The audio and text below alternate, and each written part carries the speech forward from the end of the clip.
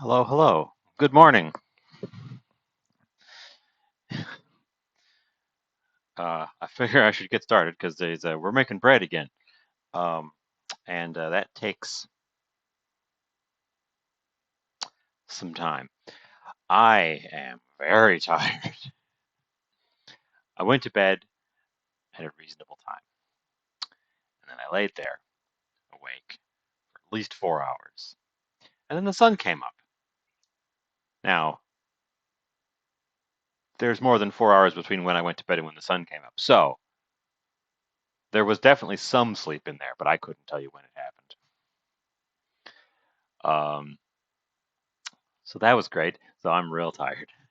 Uh, so I'll be a little less focused than typical today, but sticking with the plan because shakshuka is delicious and pretty easy to make, and we're taking another crack at some bread. I'm gonna maybe make pita bread. It may end up being naan or nondescript skillet bread if I can't get the rise to work correctly.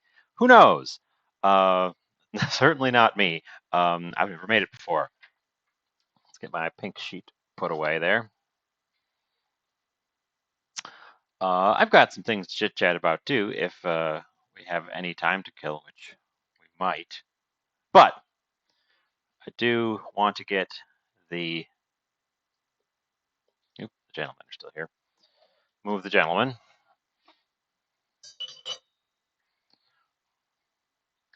I do want to get the bread at least started so that we have a chance of getting it done in time. I can tell you about these peppers too. These are just normal jalapeno peppers I got from the local grocery. They are incredibly hot. They are much hotter than I was expecting. A, they're already turning red, and I think they get hotter as they turn red. I can't confirm, but this one was not this red when I got it.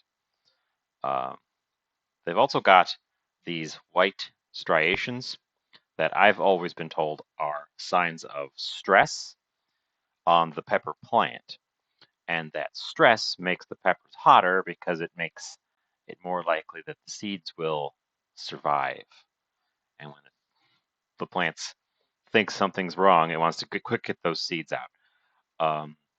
We're actually not going to use these. These were here decoratively. The only pepper I'm using today is this one, which is also turning colors. This was a green bell pepper uh, that has developed these wonderful striations, or not striations,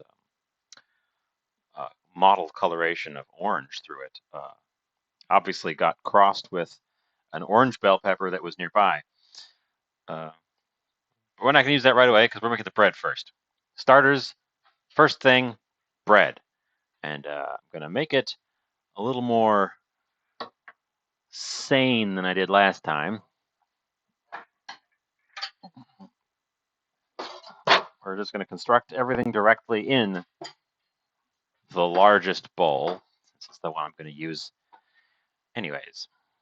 And I do have a recipe pulled up. We're using I Heart Nap Time for their pita bread recipe because I don't know how to make pita bread. Uh, Step one: warm water, 1 cup. I'm just going to use tap warm water rather than try to heat it because my tap is probably warm enough. Right now it's kind of cold. There it goes. There it goes. Nope. Maybe.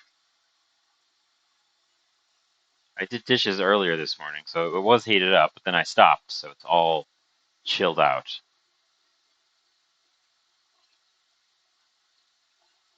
I'm pretty sure the water comes out of my tap at a roughly appropriate temperature for this, so I can test it.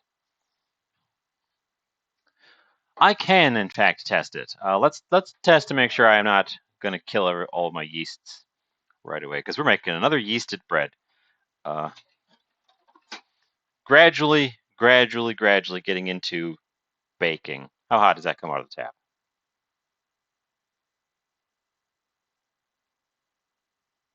A little more than body temp, about 100 degrees. It's going up. Somehow it's going up. It's getting hotter. That's fine. That'll be fine. It'll be fine. That'll be fine.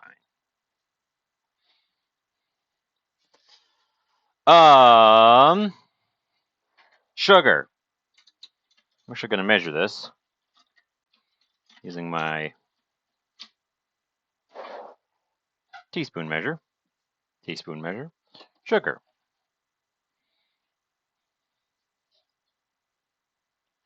2 teaspoons sugar. 2 teaspoon yeast. Get that stirred in. I'm going to use my finger.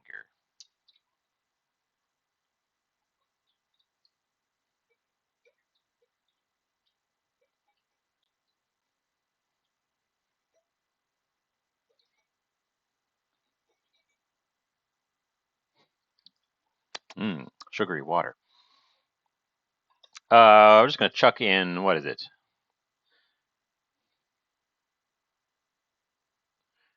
2 teaspoon yeast.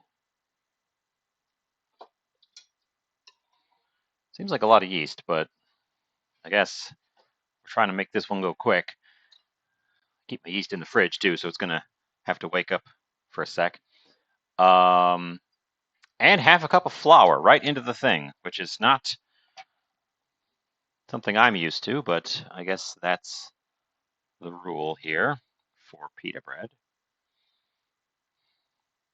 And I would say we need a whisk to combine this.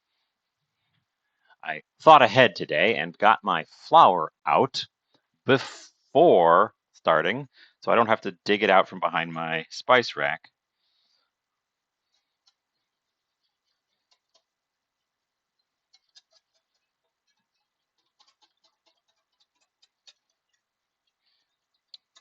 Eventually, I'll have all of this working properly and we can cook smoothly, and maybe I can even write down some of these recipes or develop my own.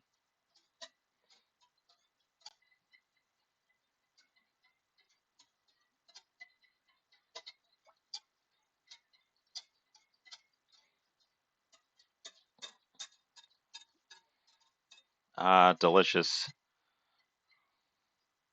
brown slurry.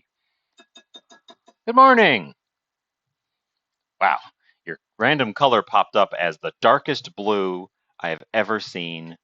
I can't even see what your name is. Um, that's a Tizan. Haha. You're orange on one of my panels and dark blue on the other one, and I cannot read the dark blue. Um, uh, this is going to have to go bubbly, which should only take a few minutes. But let's let it rest and see what happens. I can get out the rest of my ingredients. Oop, some extra yeasts in there. Yeast.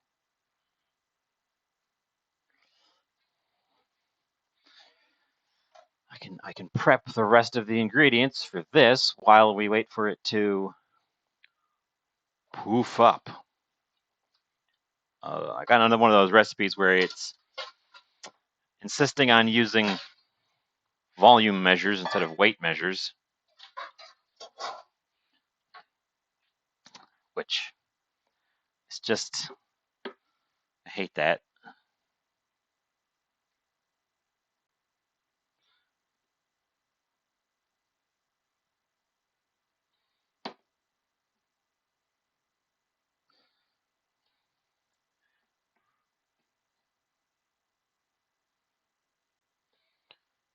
Two cups, because this is a half cup measure. So 2 cups. Flour. I think I don't need the cup measure anymore, so we'll set it aside. This wants me to do teaspoons of salt. I'm gonna eyeball 1.5 teaspoons of salt. Well, I'm going to measure 1, and then I'm going to eyeball half, which is how you, about a half. One of the few benefits of imperial measurements, these stupid American measurements, is that it's really easy to eyeball like a half of something. That's hard to do when you're measuring everything with grams or milliliters, because the milliliter measures are so small. I suppose I've heard of people using centiliters and deciliters.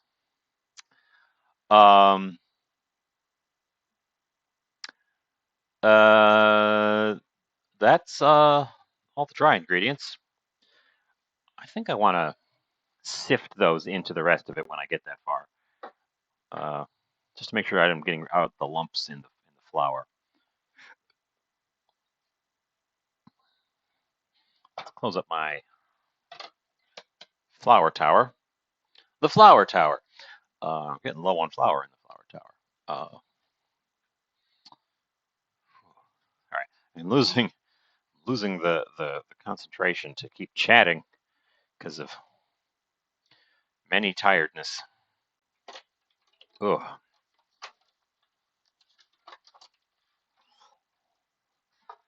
Put things away while stuff rests. The only other ingredient we need is olive oil and a big pan. And I've got the big pan over here in the other room. We don't have a good place to keep the big pans in general.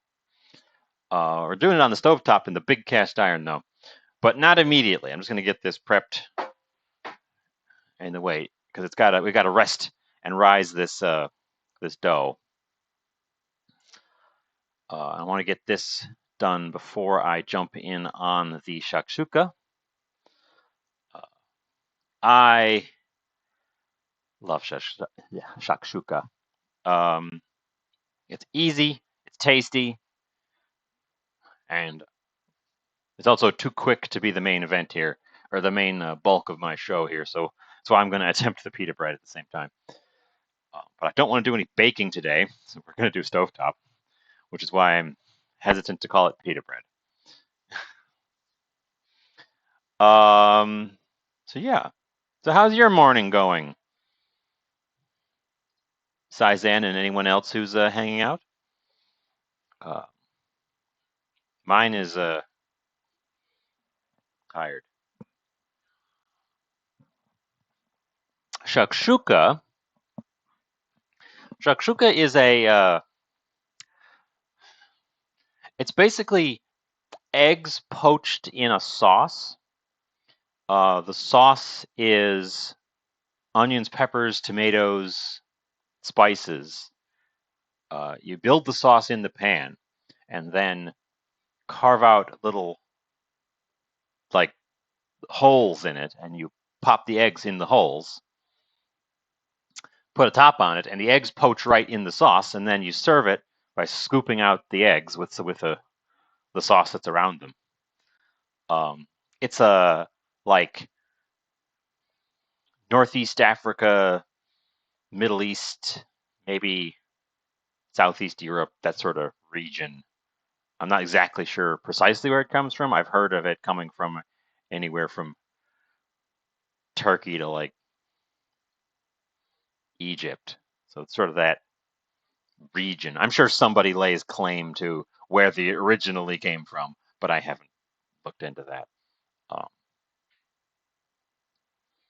and it's because it's basically sauce and eggs. It's traditionally served with some kind of bread, and a flatbread or a pita bread is the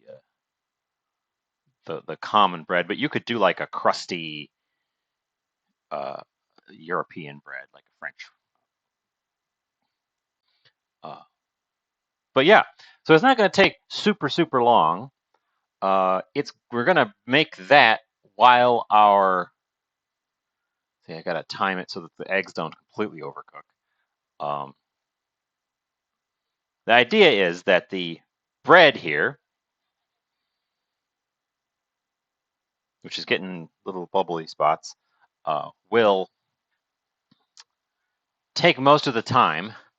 And while the bread is rising, because we got to wait for it to double in size after we make the dough, while the bread is rising, I can build the sauce. I've got a nice big pan with a lid, which is important to have a lid so you can trap steam in. Is my big pan. So you can trap steam in the top of the dish.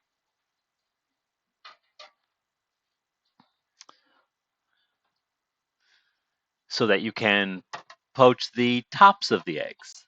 Where's the lid to this specific pan? Um,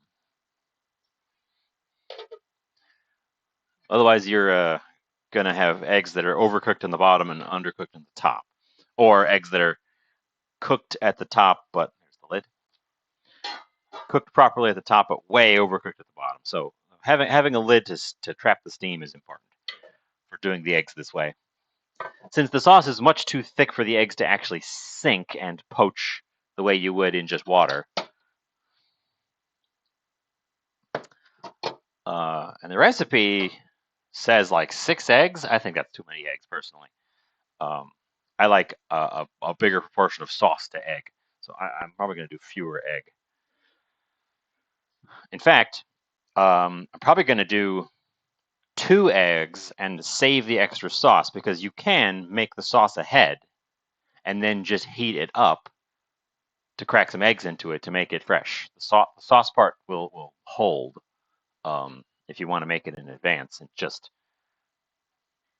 make individual servings of it of the finished thing. So yeah, that's what we're making. I've made it before. I've had it before. I like it a lot, and it's really easy, and it's also quite cheap to make. The price of eggs is probably the craziest thing in it right now. Because tomato, like, I'm not crushing my own tomatoes. We've got pre-canned crushed tomatoes, which are easy and abundant. Bunch of basic spices. Doesn't need like any crazy spices. Just pretty basic stuff. Bell peppers and onions and some eggs, and then whatever bread of your choice. You can just get a cheapo loaf of bread if you really want. Um, I think some bread that has some structure. We're hopefully making some bread that has some decent structure here. This is not foaming as much as I thought it was going to. It is foaming a bit, but it's not foaming as much as I had hoped. I hope that's not going to impact our results.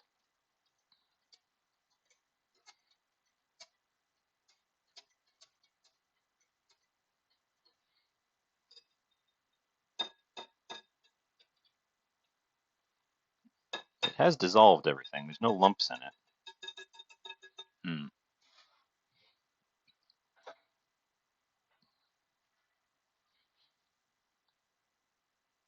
And the bubbles come back pretty quick once when I stir it, but they're not really vigorous bubbles.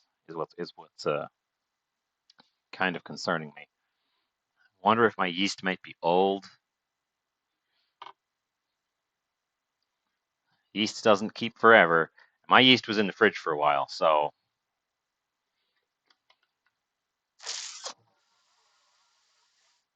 I'm gonna do quick research. What's the difference between active dry yeast and instant yeast?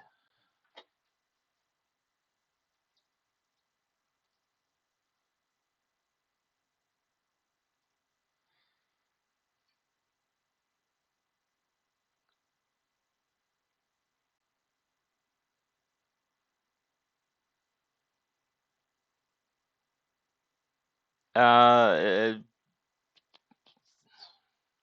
Google says they're the same damn thing, except that active dry yeast requires the proofing step, and instant yeast typically does not.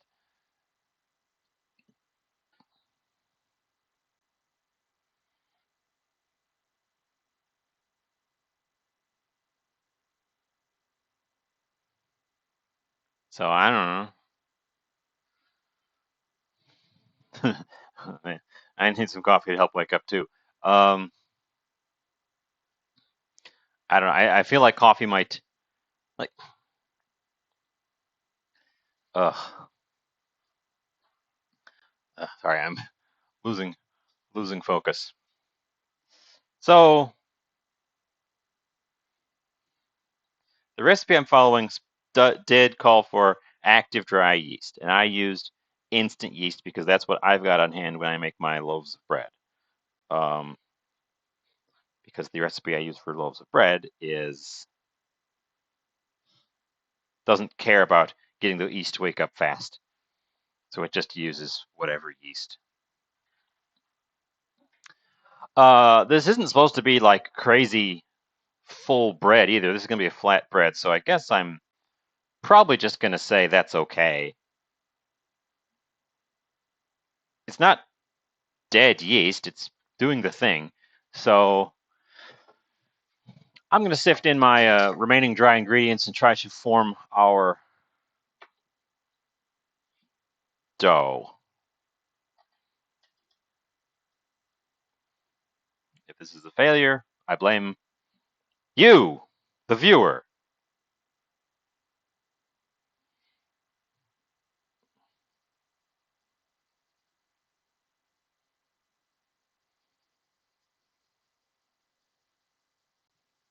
Oh, it it did specifically call for kosher salt, but kosher salt's bigger than the holes in my strainer here, so I guess we're just gonna dump the rest of those out. Uh, Fun. What fun we have with our various things. Uh, yeah, that's probably good. Oh, olive oil. The other ingredient it needed was olive oil.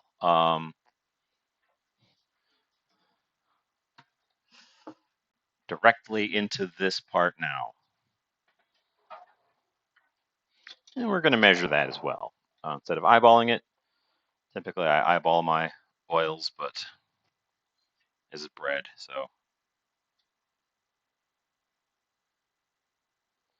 And I feel like this is quite a lot of oil, but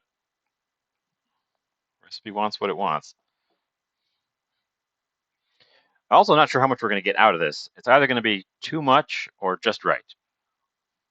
And I'm leaning toward probably too much. So we might end up saving some of these dough balls uh, after I turn this into dough balls.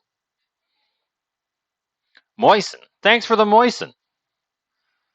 I shall indeed moisten.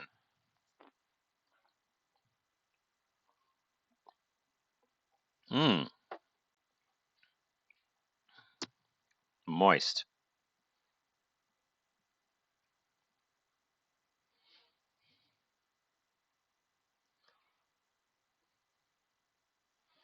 So, following my directions, I'm supposed to stir this with a spoon or a dough hook on a paddle mixer if you've got one. But stir it with a spoon until it's difficult to stir with a spoon, and then turn to hand kneading.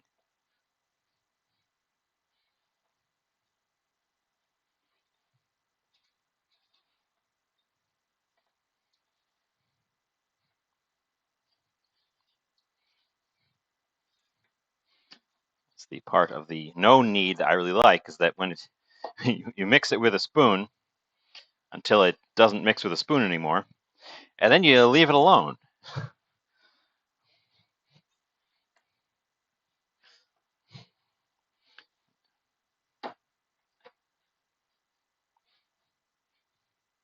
This dough is already feeling better than that one I made the other day. Uh, it's sticky, but it's already substantially less sticky than that one. That one was just hard to work with. It really wanted to stick to everything.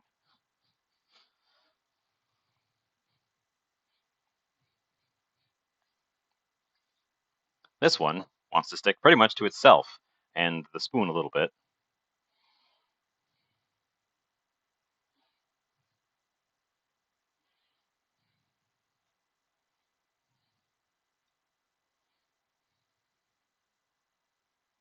Oh.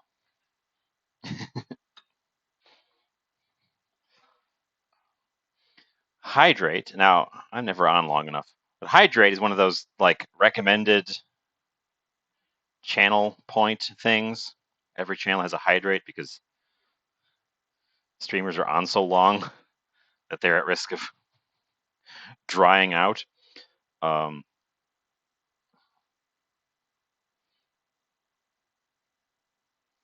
and I don't have any real ideas right now for other things to do with the channel points, so why not? I also don't know what the numbers are supposed to look like. Uh, we'll see. Once I get that damn, ugh, I'm complaining about the bot. Once I get that damn bot set up, I can have the bot do stuff in exchange for channel points or bits or whatever. At the moment, I don't have the bot set up. I haven't. We've been at this for months, and I have not set up the bot because I'm terrible. Uh, we're gonna need that guy right on the counter. We're gonna do a need.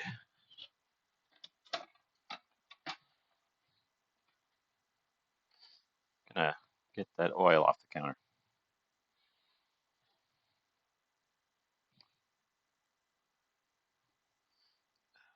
Just ugh, doing this again. I cleaning up after the last one was rough. The way the dough, that previous dough, kept wanting to stick to the counter. It left a lot of stuff that I had to scrape up. I couldn't just wipe it down.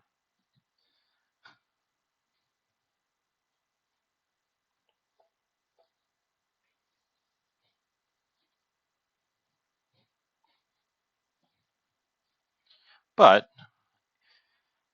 hypothetically, I should be getting better at this whole bread thing. This one's already less sticky than that last one. Which is why one of the reasons I'm doing bread more often is I really want to actually be good at bread.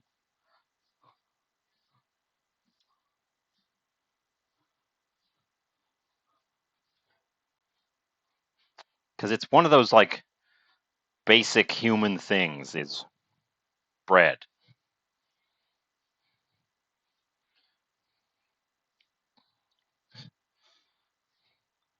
So it'd be nice to, you know, be able to just whip up a bread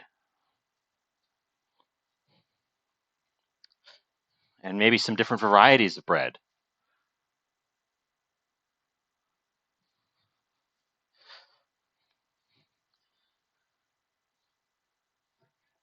My single-handed technique is in part because I'm right-handed. Oop, now we're sticking again. Is in part because I'm right-handed, and in part because I'm afraid of getting both hands extra sticky. But thank you.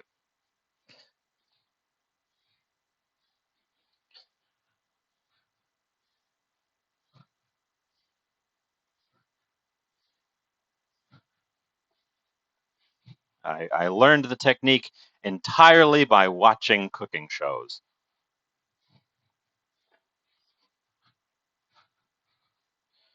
And I roll it in the dough. I could switch.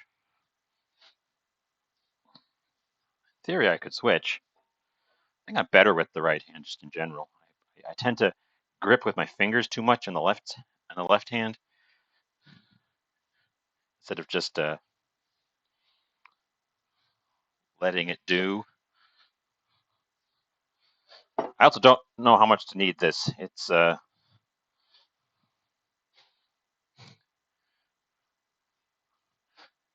knead for 3 to 5 minutes. Lightly flour hand and worktop periodically to prevent sticking.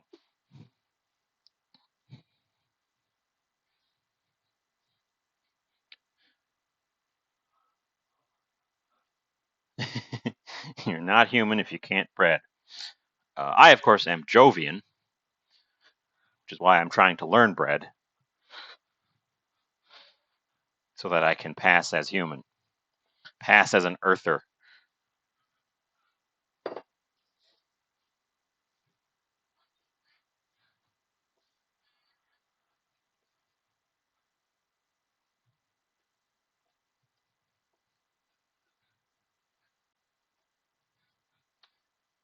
Uh, I've lost track of how much time that was, but it feels pretty good. It's a nice ball. It's tacky, but not sticky.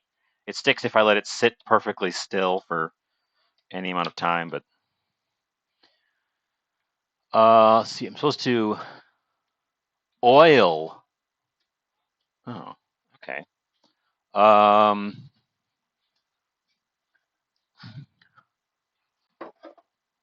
Oil bowl.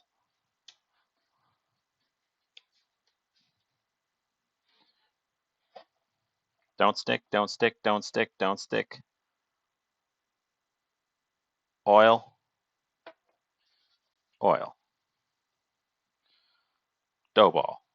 Oil the outside of the dough ball.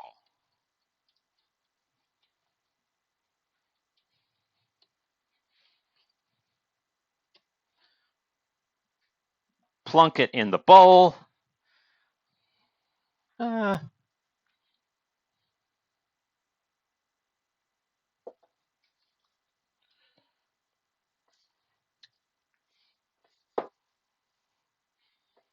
Oil the bowl. My oily hands. Then de-oil my hands. Okay.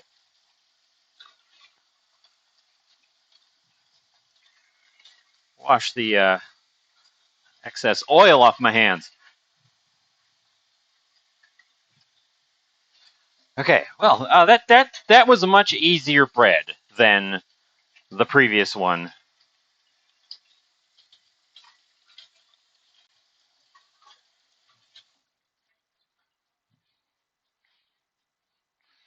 And I have bunch of chat happening. Um,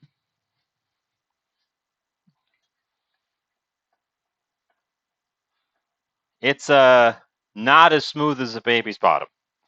It's smooth as I don't know, 5-year-old's bottom.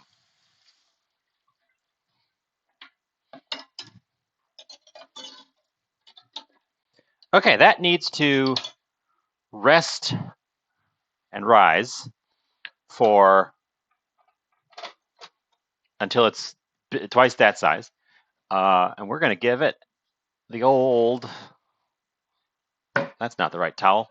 Where's my tea towel? I think I put my tea towel. Yeah. I packed it away with the towels for some reason. Bizarre.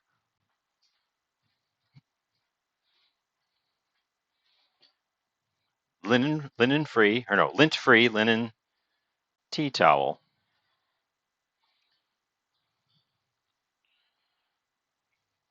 Covered. And you can just set to the side while we work on other stuff. Potters make the best. Well, I'm not a potter, so thank you. I'm going to go ahead and clean this up right now because we did have a little bit of stickage, so there's a little bit to scrape off.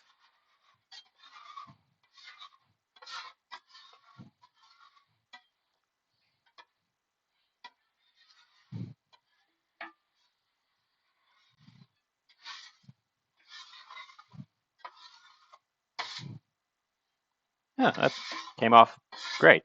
This, I gotta say, this bread recipe is so much better, so much easier. I'm not gonna say it's better, so much easier than the one from Tuesday, which was, to be fair, not a bread recipe. It was a pasta recipe, but it behaved a lot like a bread recipe. Okay. Part two, because that's going to rise. And part two is to make the shakshuka sauce part. We need the olive oil again, and I put it away again. Why did I keep doing that? So 2 tablespoons of olive oil in the pan, which this time I am just eyeballing, because it's just, I find that every recipe says 2 tablespoons of oil in the pan. Really what they mean is enough oil to oil the pan. That's the goal. So just eyeball it, but recipes always need amounts. They can't be like, just oil the pan. Enough to nicely cover the bottom, which I'm doing by swirling it around. I'm not going to heat it right away because I want to chop my ingredients, but I wanted to get that ready now. Board. No, I'm not bored. We're getting out the board.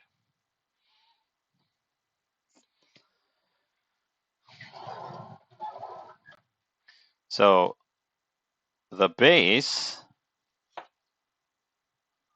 of the shakshuka, where does my scrap bowl go? Oh, I moved it.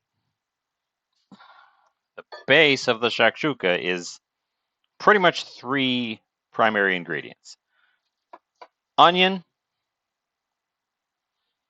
sweet pepper, and tomato. And I'm cheating on the tomato.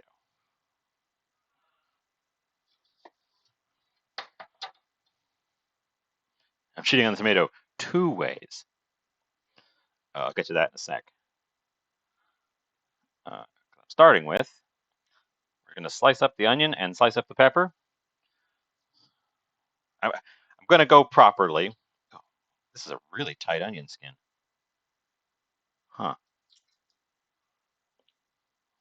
I'm going to go properly today and prep my ingredients before throwing them in, because as I have mentioned, I'm rather tired, and I worry that if I don't go through the proper steps and the proper process, I will just plumb forget or lose track or something. Even more than I normally do, which I normally do a lot.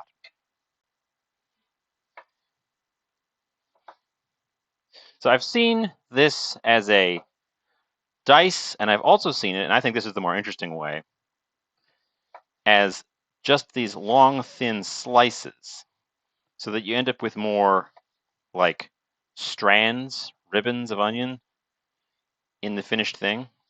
And do the same thing with the pepper. Make it sort of long slices instead of a dice. I'm not entirely sold that one way is better than the other, but I think this one makes for the more interesting finished product. It makes it a little bit less of a sauce and a little bit more of a stew.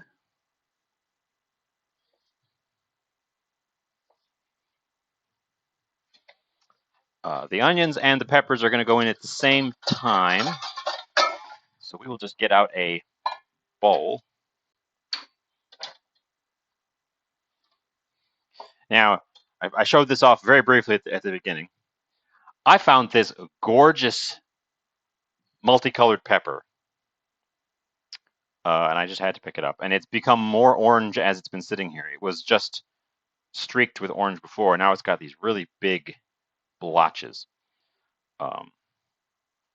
So that's very nice. We're gonna use the whole thing. It's a big pepper, but we're gonna use the whole thing. I've found we're getting toward the end of summer. Oop, it's a tough pepper. We're getting toward the end of summer. Let me paring knife that middle out. And this time of year, when peppers are really starting to come in, I find that I see more of these kind of crazy hybrid ones showing up, not just in the sweet peppers, but also in the jalapenos, which I have here. This is a jalapeno. doing the same thing. This one was like that when I got it, and it has progressed to more red with just tiny little blotches of green left on it. And this one is coming along the same way. Now, it's much less common with the bell peppers than it is with the jalapenos, because jalapenos will turn red all the time if you leave them on the plant and let them. And then the store will charge you more for red jalapenos. Um, but yeah, this one, when you see a bell pepper with streaks of different color on it, I just love that and take advantage. It's got to be something to do with the season. These are obviously also some sort of cross. The green bell peppers were too close to the orange, and there was a little bit of mingling. Because green bell pepper, the colored bell peppers aren't just green bell peppers that have been left to ripen. They're different cultivar varieties. Uh, but yeah, pepper season. This part of pepper season makes for some really interesting stuff. Uh, so I'm doing the same thing with the peppers. I'm cutting them. Obviously, these ones at the end are going to be a little bit chunkier because that's where the pepper comes back together. But doing the same thing here, where I'm cutting sort of long, thin pieces.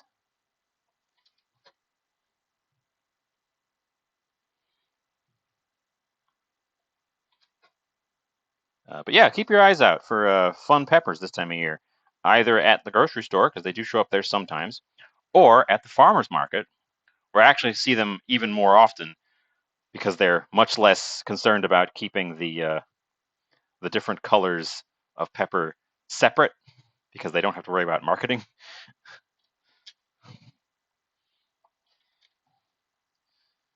So you get way more of the sort of color crosses. This part's hard to cut, so I'm going to take some shorter pieces at the end here.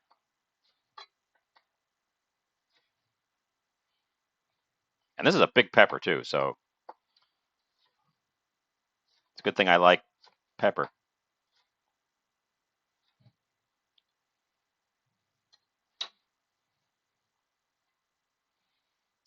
This is also has to cook down because we're making kind of a saucy thing out of this. Uh, so there will be some degree of cooking down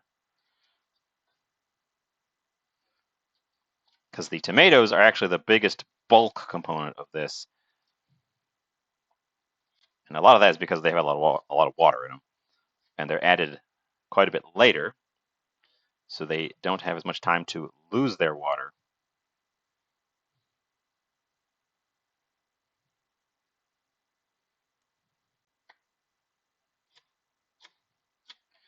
You can tell I'm tired because I'm cutting slower than I normally do.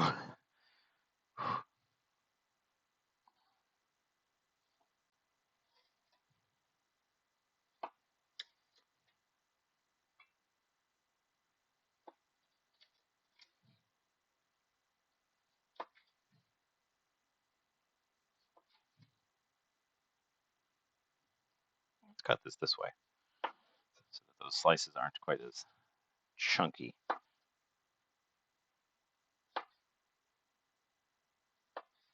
Okay, the pepper and the onion are sliced. I want to get my garlic mashed before I start as well, or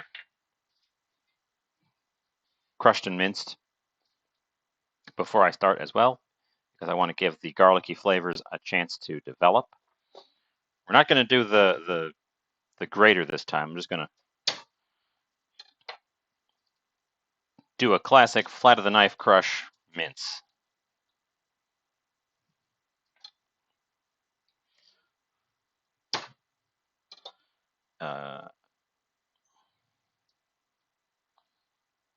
This is a good way to get that garlicky flavor, get those crushed garlic flavors in there, but also have a little bit more of a chunky garlic result.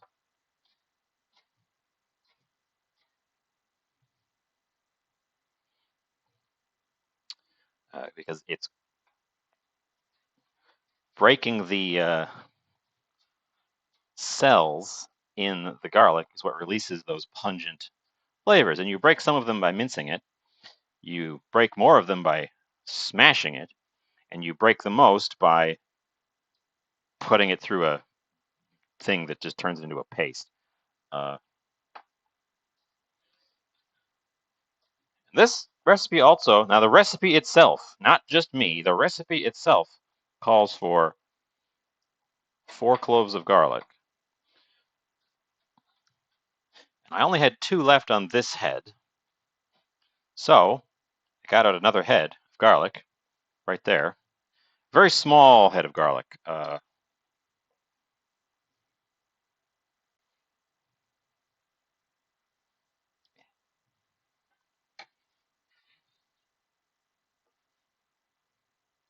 So I guess we'll use half of that as well, since those cloves are not super large. And I've seen this too, where you take a whole head of garlic and you just kind of lean into it. And, well, it kind of worked.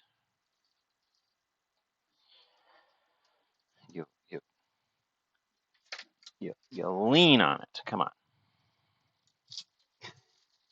Damn it. It's just shedding paper. We're getting down to the purple layers, the purple garlic. I guess this one's not doesn't want to lean on. It's probably too fresh.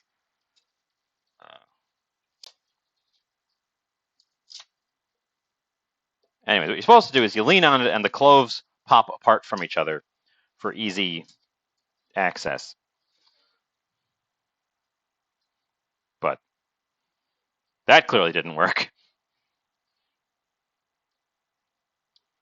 And I think it's probably because it's a kind of a small head of garlic and quite fresh, so it's quite firm. I just got this from the farmer's market. Which means it's going to, which should mean it has great flavor because it's brand new garlic. But it is a little bit hard. The skins just want to hold on. We're going to get out the. Well, here, let me try crushing one because I just peeled that one without crushing it first. I don't know why. Okay, when you crush them, they just shatter to pieces. So should have done it with the first one.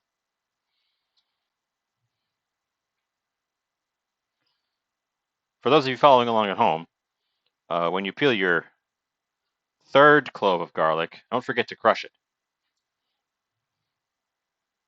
Makes the peel come off much easier. Gives you more crushed garlic flavor. Go ahead and crush that guy.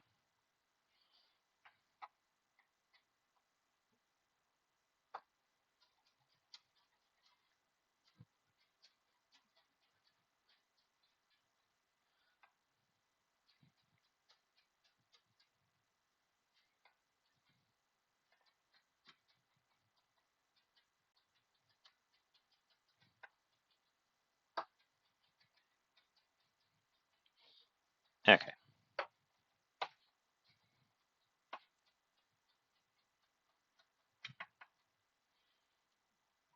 Garlic, everyone's favorite. Lots of garlic.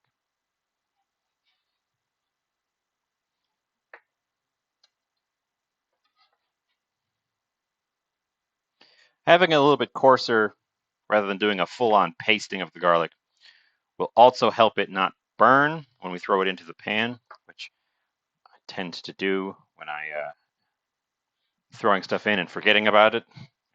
I'll turn around to do something else, and by the time I get back to the garlic, because it's been mashed so finely, it will just have started to burn. Peppers, garlic, tomatoes, they're ready to go, except that I need to open the can. Other spices. The only other spices we have are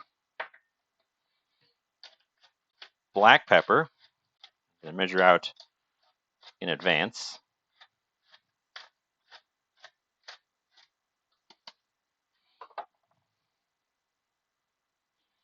Quarter teaspoon-ish.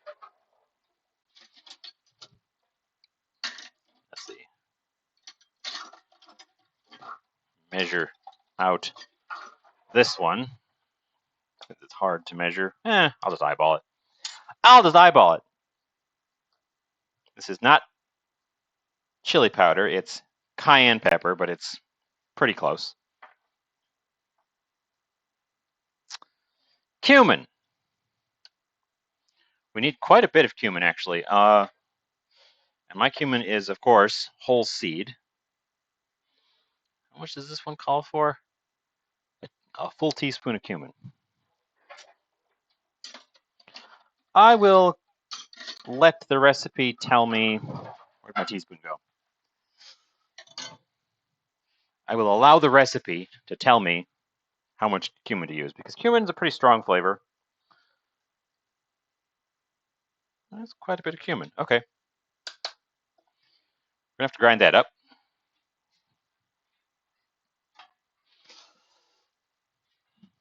And the big one is paprika. Now I've got both regular sweet paprika and smoked paprika, and I think I want to use some of both, because you are ideally supposed to use a fire roasted tomatoes and peppers, which would give you some of that smokiness. And since I didn't do that, canned tomatoes and just fresh pepper, I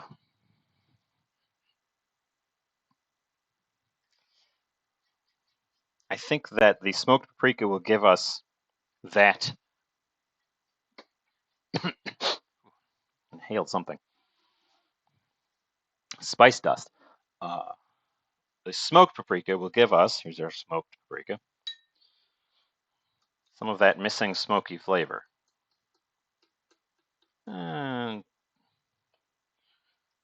And it provides some beautiful red color, although regular paprika also provides red color. The smoked stuff is brighter red. Let's see if you can see it on the thing. Yeah. I don't know what they put in the smoked stuff to make it brighter red, aside from smoke. Probably literally just the smoke. I'm pretty sure nitrates are a color preservative, and you get nitrates from smoke. Excuse me.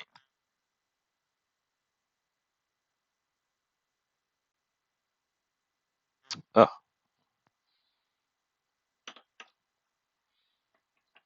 Okay, I think that's all of our bits and pieces, aside from salt to taste and some eggs. Oh, and some parsley. But I don't need to do the parsley now. Yeah, let's get cooking. Let's get ready. Let's get rocking. Heat be on.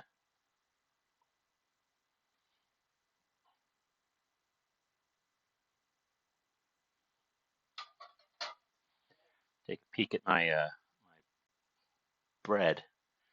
That's coming up. I want to get all of my stuff at least in the pan and cooking before I revisit the bread. So, and by the looks of it, it's going to be ready whenever we get that far. Let's pop back over to the stove.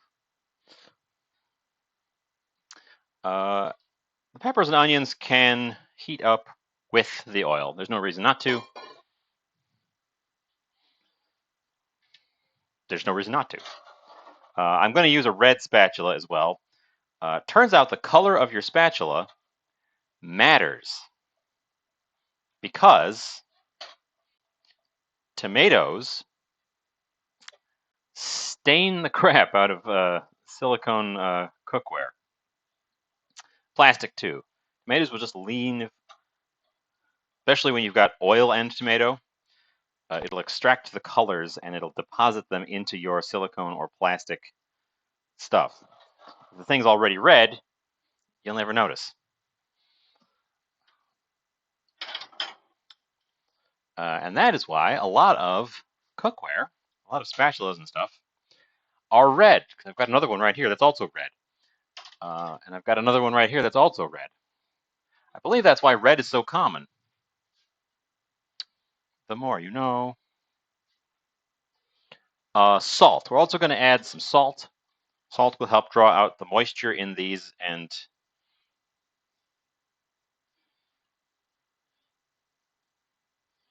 help them cook down a bit. We're not going for like a full caramelized nonsense.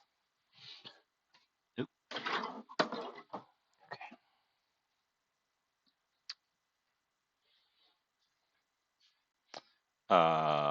Spices, garlic. I'm going to take this opportunity to rinse off my cutting board because it has sticky garlic juice on it before it totally hardens and becomes a nightmare.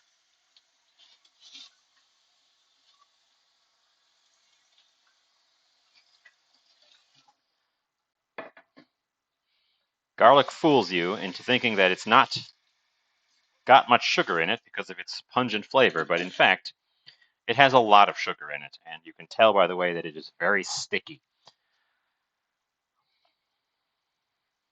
Yeah. So this needs to soften to translucence.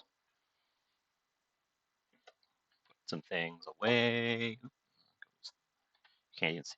I got this nice spice rack with the idea of, oh, the spice rack could be in the background of something. And you can see my nice spice rack. Well, I could never get a camera angle where the spice rack was good. Makes me sad.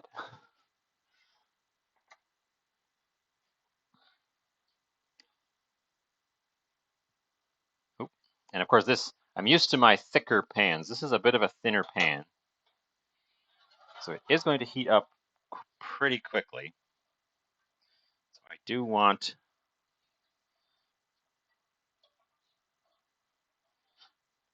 make sure to stir these around so the ones at the bottom don't burn, or the ones at the top can soften enough to fall into them.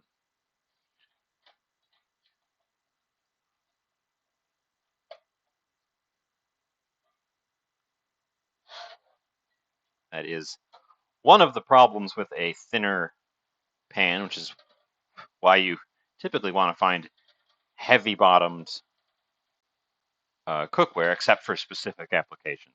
This one isn't light by any means, but it is lighter than, say, my big, you can't even see it, I'm pointing in the corner, you can't even see it.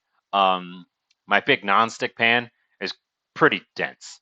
It's got a big aluminum core. This guy, I'm pretty sure, is just stainless steel all the way around. It'd be great for an induction cooktop, which I don't have. Uh,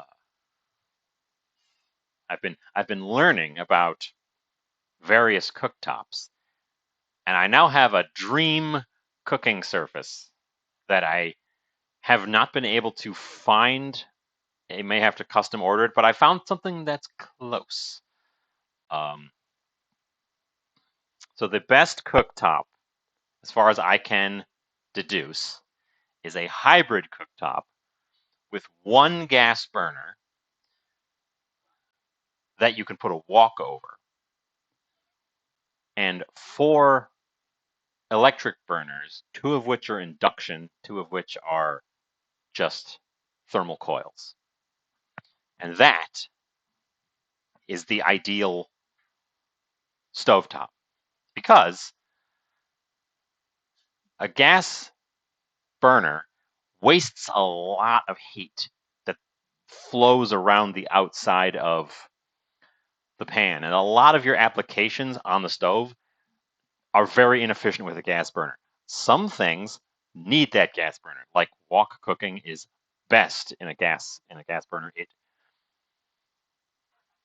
The wok is designed to take advantage of that flowing heat. Uh,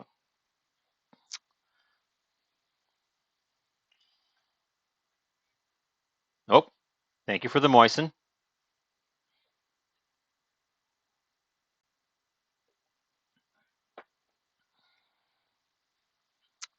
Uh, Induction heats up the fastest of all of the various cooktops.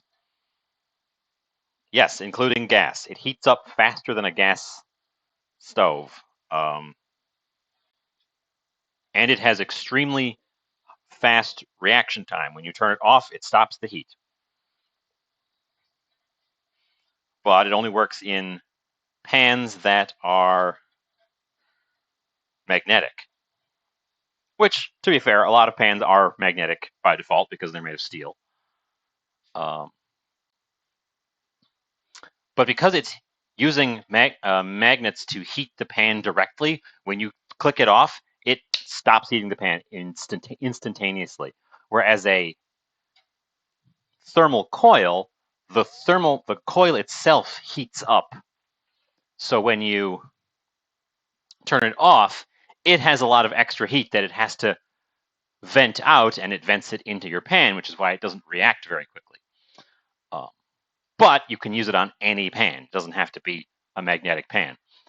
So that's what I want, is all three burner types,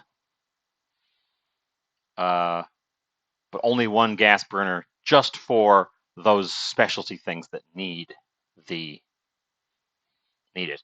And I've seen a hybrid that's gas and induction, but it's just gas and induction. I don't need 4 induction burners because there are pans I have that wouldn't work. Like one of my favorites, this guy is anodized aluminum. Um, he's about a 1/4 inch thick sheet of aluminum. This would not work on an induction because aluminum's not magnetic. Um, but this is a very nice pan that I've probably overused at this point.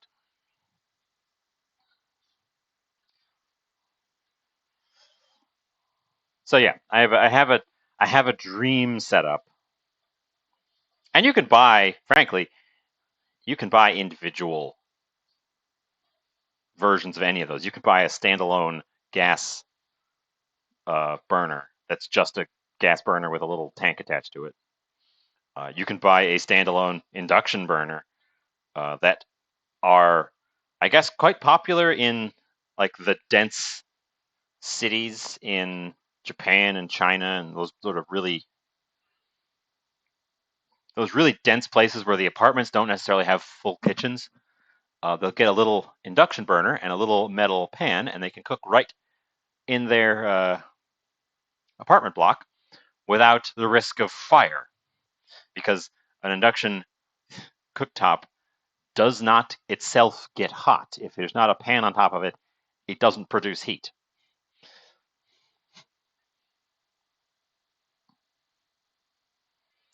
Uh, it's a really neat thing. It's a really clever idea. I don't know who came up with it, but it's a really clever idea. Uh, these guys are, all the onions have come apart from each other,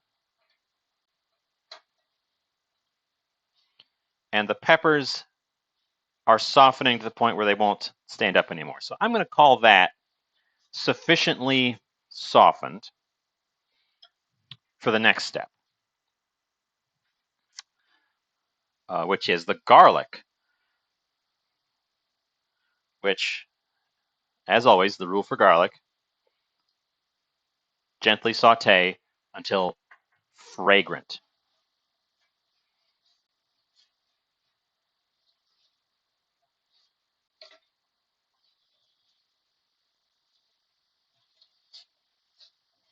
Which often doesn't even take a minute. Often it takes less than half a minute.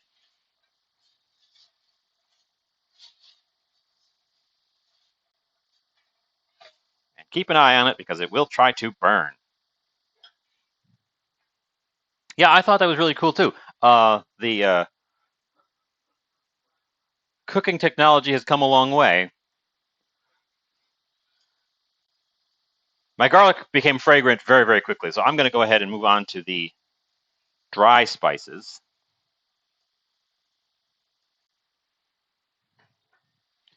Get them started. They'll toast a little bit in this whole thing, especially the cumin. Will benefit from having a little bit of time on the heat before we add a whole bunch of liquid to it. Which is fine because I need to take a moment to cut open my can. That's another thing I just learned about is can opener technologies. Did you know Walmart still sells, I don't know if other people still sell it, but Walmart still sells the old-fashioned kind of crank can opener that just has, I'll dump this in and I'll point at stuff on the can opener and talk about it. Because this was bizarre when I learned about can openers.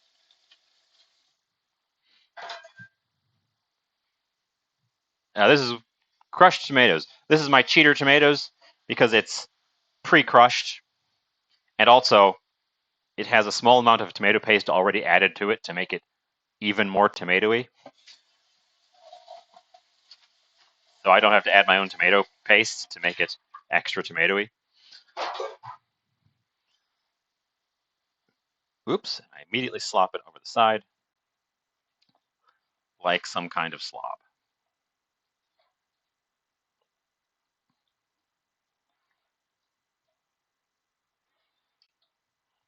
I don't think I even have room for 6 eggs in this pan.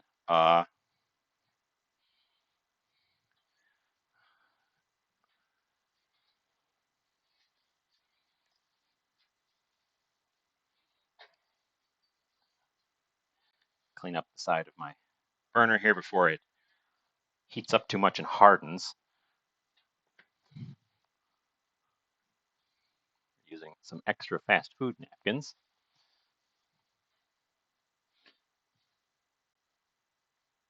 Okay. Got rid of that before it went real hard on us. The liquid from the tomatoes has deglazed the bottom of our pan. We're going to turn the heat down a little bit. I don't want this to boil. I just want it to cook. It needs to cook for a little bit of time because the raw tomato flavor, we're going to definitely get rid of that raw tomato flavor and a nice cooked tomato sauce flavor. If I put parsley in now, it will go super wilty. So I'm just going to actually put the lid on. Come back over here, point at stuff on this can opener. I learned about can openers recently. So this is the standard can opener of today. It's got a little toothed wheel that just is a grip, and it's got this little bladed wheel that does the actual cutting. Before this design, there was a single wheel, just the toothed wheel, and this was literally just a triangular blade that you forcibly dragged through the top of the metal can in order to cut it.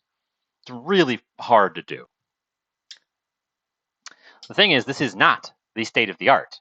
This is the standard, but there's a better one that almost nobody has, even though they are for sale.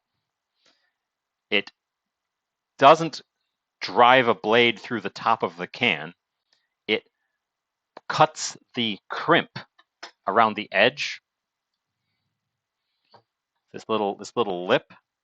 It cuts through the edge of the crimp and it just pops the lid off. It doesn't have the hinged handle, so there's less parts to break. It leaves a smooth edge that you can just like bang your thumb on and not cut yourself. And because the lid is intact, you can put the lid back on the can. It doesn't like seal it, but you can put it back on the can and it stays there. It doesn't fall in. I don't know why those aren't common. I'm not going to run out and buy one now. I guess they were invented in the 70s, I think. I'm not going to run out and buy one now because my current one works. But when this can opener ever gives up the ghost, I'm definitely investing in that kind of can opener because I got longevity and better performance. Just, just crazy. Um, Crazy the things that have been invented better than the things we already have that just nobody uses. Let's bring the bread back and take a peek. How big have you become? Massive.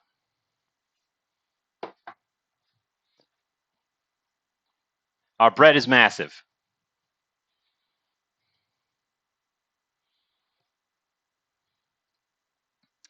Um,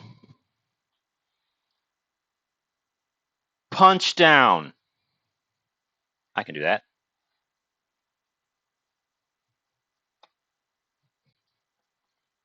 Get punched.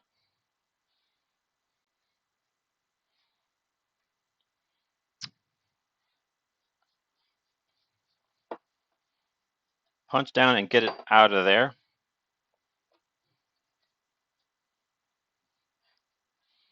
Where's my slicer?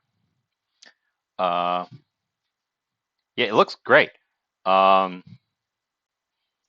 I'm supposed to just cut it up now into chunks.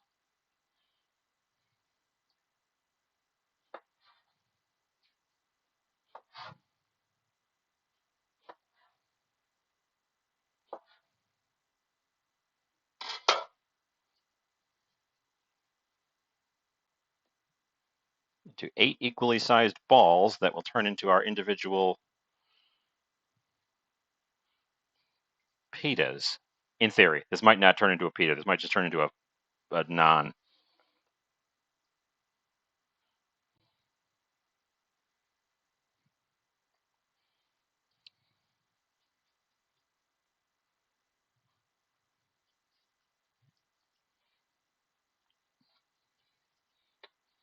I'm gonna have to get out a sheet to put these on. So this sheet, the deep one. Come on, don't do this to me. We're gonna use this one. It's my. You can still see the ring on it, the permanently stained-in ring from when I made a proper water bath cheesecake. I've tried scrubbing that ring off. It does not come off. It is some kind of aluminum metallic reaction.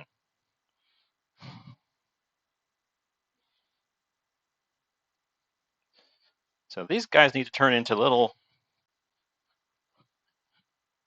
smooth balls, not these weirdly creased ones that I made.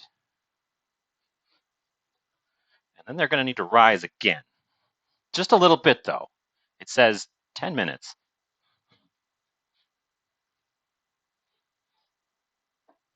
But yeah, this looks great. This looks like dough, and it's not sticky anymore. It's really calmed down. It's this perfect dough texture as far as I am concerned.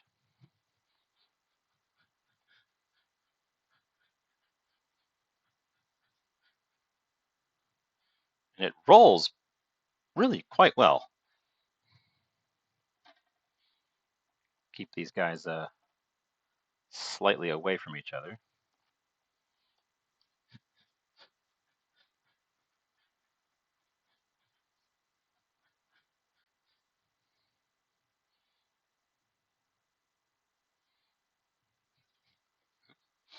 That one was extra poofy. That one didn't get punched down quite as much. That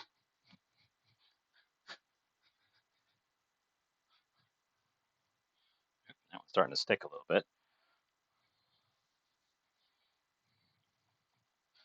I feel like some of them had a little bit more oil on them than the others, and those are the ones that are not sticking.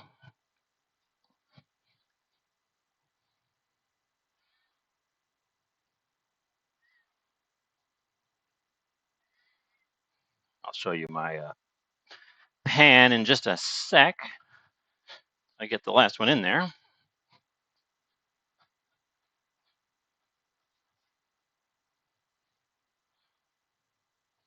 Bam!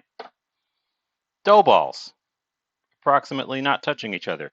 That one's a little bit sticky. That one might stick to the pan. We're going to cover this another 10 minutes, and then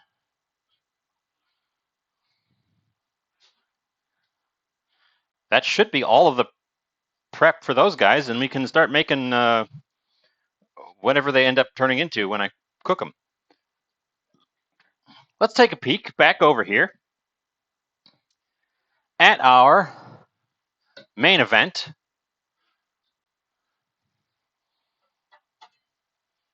He is a boiling. That's because I had the top on.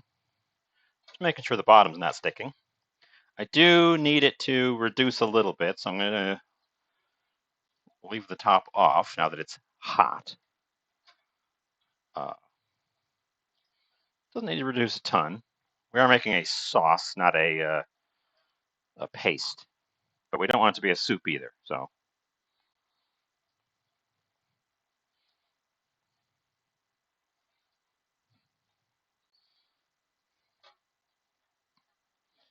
I think what we're going to do,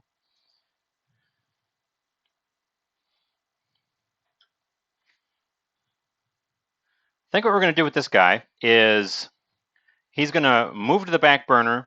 We're going to make the pitas on this burner because I'm doing stovetop and I want you to be front and center main event for that. See how it works. Let me scrape down my countertop again. We will definitely need to reflour it. We got lucky that there was enough oil for it to not stick. But we're definitely going to reflour because we need to roll those guys out after they've had a chance to rise for a few minutes. Let's see. Yeah, everything's doing great. I am very pleased so far. We're having a good time.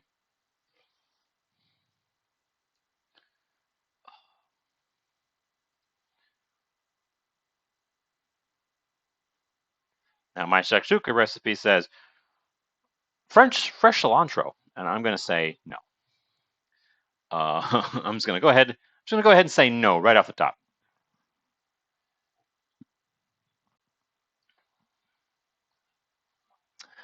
We are going to want to add a bunch of parsley to it, though. So I should probably get that ready to go.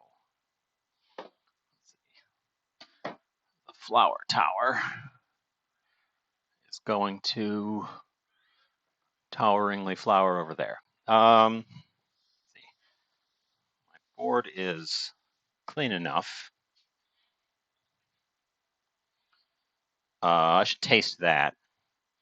Taste as you go, except when you're cooking raw poultry.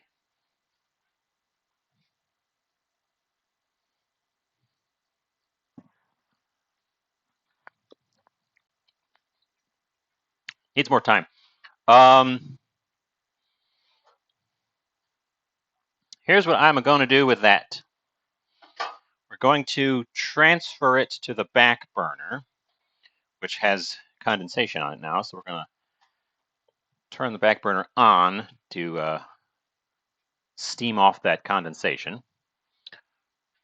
We're going to transfer that to the back burner.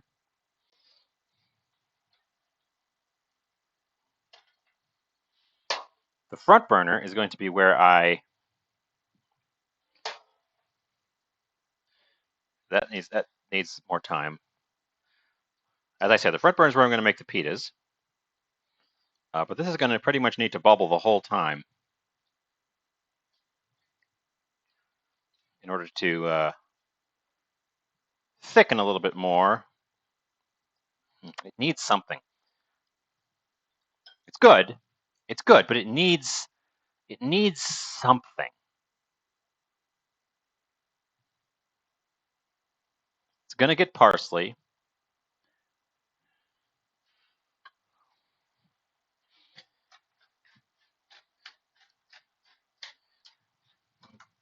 A couple more grinds of black pepper. I think that needs a little bit of waking up on that front.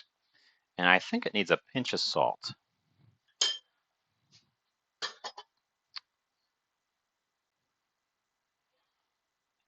You know what I'm going to do? We're going to cheat. We're going to cheat a little bit. Don't tell nobody. We're gonna throw some MSG in there. There's a lot of MSG in there already because literally the glutamic acid in the tomatoes combines with salt to form MSG in your dish. So there's already MSG in there because we added salt and tomatoes. But a little more can't hurt. It's too hot as well. It needs to come down and sort of gently simmer so we don't stick to the bottom. Also, don't boil my hand when I splash it. It is thickening well, though, so that's what I'm looking for on the thickness front.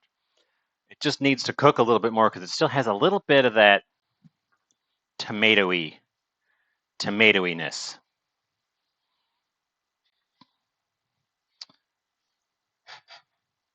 Yeah. Turns out that's a chemistry thing that happens in your food. That's why salted tomato, like if you cut tomato and put salt on it, tastes so good. It's making its own MSG. Good stuff. Which is another big reason why people who are like, oh, I can't handle MSG is kind of bunk because they only because there's natural MSG in a lot of things that you aren't even expecting. It's pretty common stuff.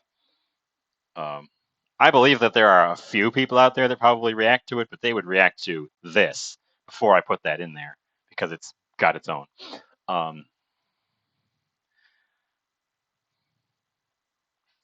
Let's get out our big pan. This big pan, specifically. The large cast iron.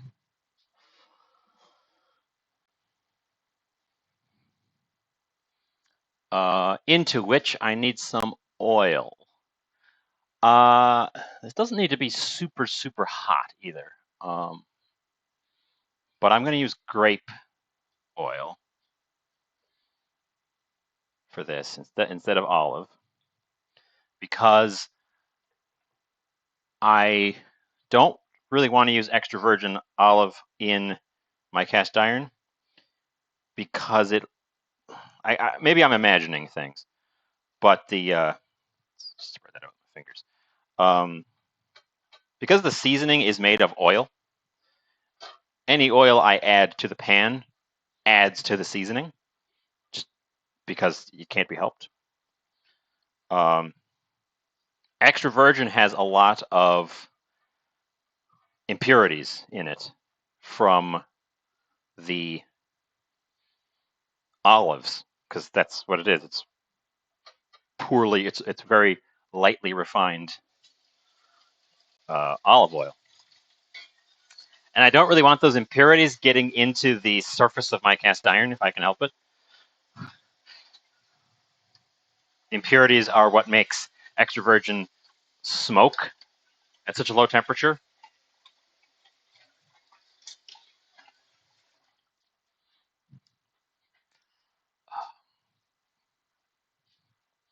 That's quite a lot of oil, honestly, but let's get that temperature coming up on that guy too. Again, it doesn't need to be super hot. We're not doing a steak. We're doing bread. If it's as hot as the steak, it'll burn it. Um, has it been 10 minutes? It's been close.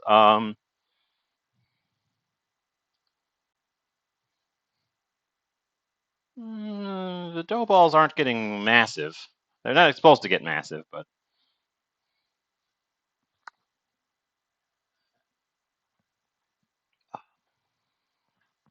so the plan is that's going to bruttle away. I'm going to make our hopefully pitas, maybe flatbreads. Uh, Stack them up and save them on a plate. And then, once they're all made and ready to go, I will poach the eggs in the sauce so that I can control the doneness of the eggs a bit better. I want the eggs to still have some runniness to them. And then we'll serve, and then we'll say goodbye. So that's the plan. I need the flour tower back. And I need my pin.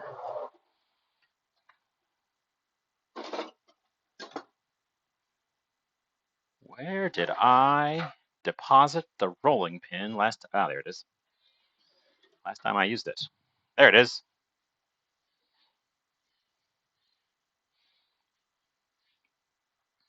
I gave in. I kept.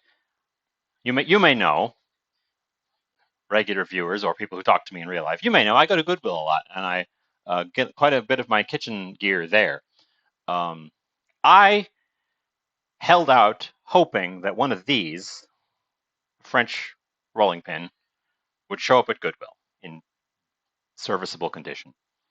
And instead of those ones with the little wheelie handles. And it turns out that I just gave up and bought a real one at full price because I think these never go bad unless you really abuse them. Like no one would drop one of these off because it would never be damaged to the point where you'd drop it off. And if it was damaged at that point, Goodwill wouldn't want it, they'd throw it away. So I bought one at full price, which I don't regret because it's a very nice rolling pin. They're not the cheapest thing. Surprised because it's just a piece of wood, but they're not the cheapest thing. Okay, that just needs to come down to keep warm temperature because we've attained our thickness. We've achieved our thickness. In fact, yeah, bring that down to low just so as to keep warm.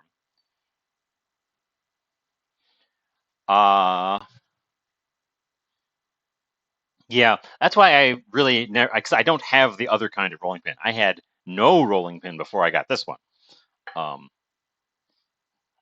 Because the ones with the wheelie handles, A, it's another part that can break, and B, they're not as nice to use.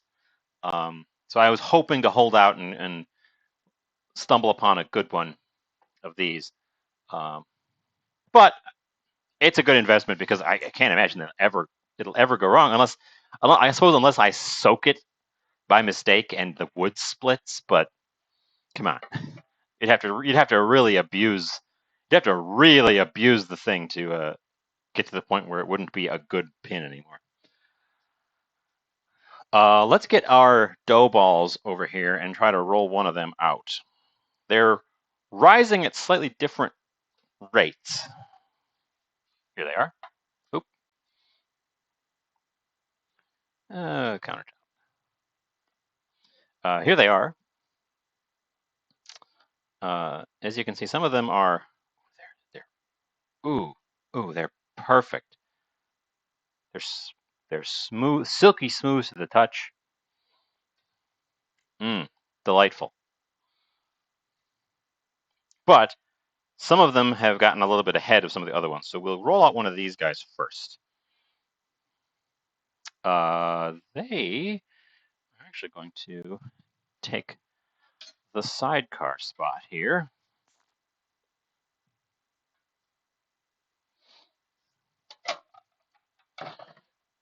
Gonna flour out our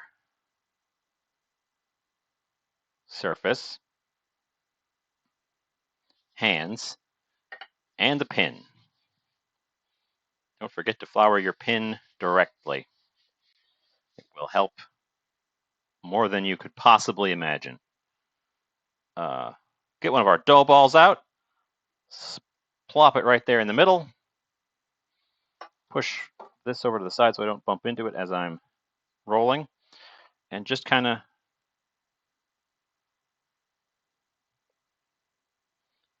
roll the little guy.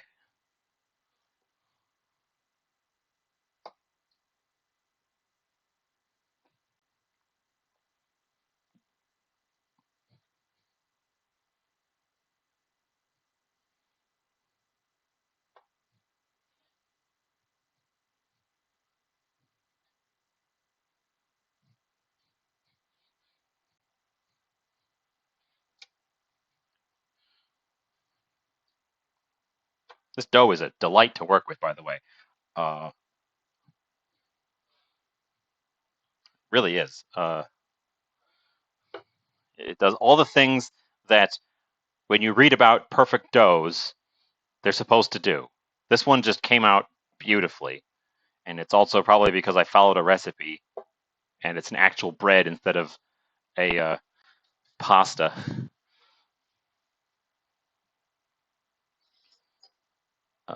The oil in my pan runs pretty much like water.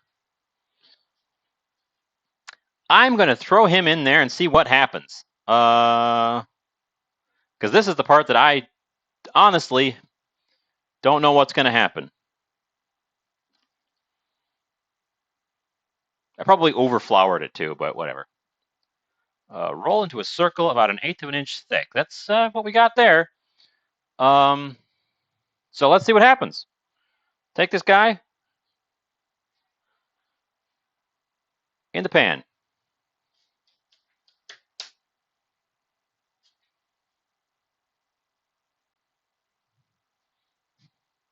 Moisten. Thanks for the moisten.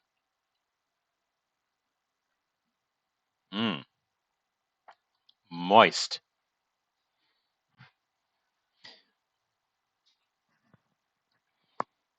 Moist.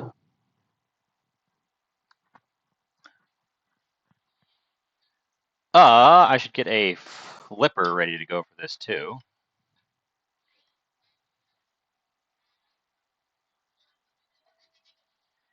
So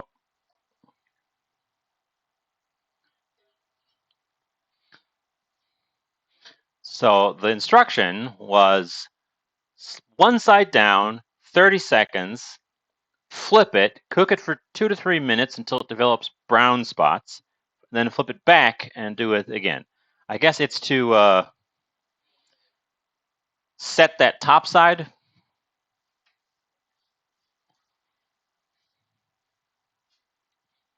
I also feel like this might be a pancake situation where the first one is not so great regardless.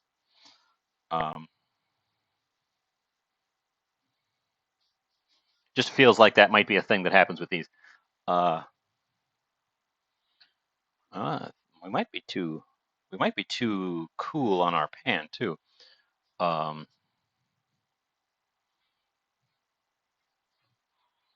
Somehow our sauce is still bubbling on the lowest setting. It's not sticking to the bottom, so I'm going to let it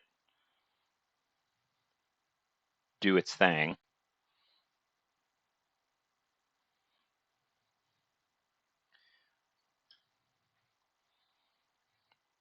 Gonna ask you, sir, to get. Oh, it's already stiffened up, which is a good sign. Ask you to get away from that edge, though. Set in the middle, please, sir. Welcome in, dig up, stupid. The first pancake is the chef's pancake. This is not meant to be a pancake, though. This is meant to be a pita. So, fingers crossed that this turns into a pita and isn't the chef's pita. Although I have 7 more tries. I don't know if I'm going to cook all of them immediately. I might, if I get enough good ones, I might freeze some of the extra dough balls rather than do them all now.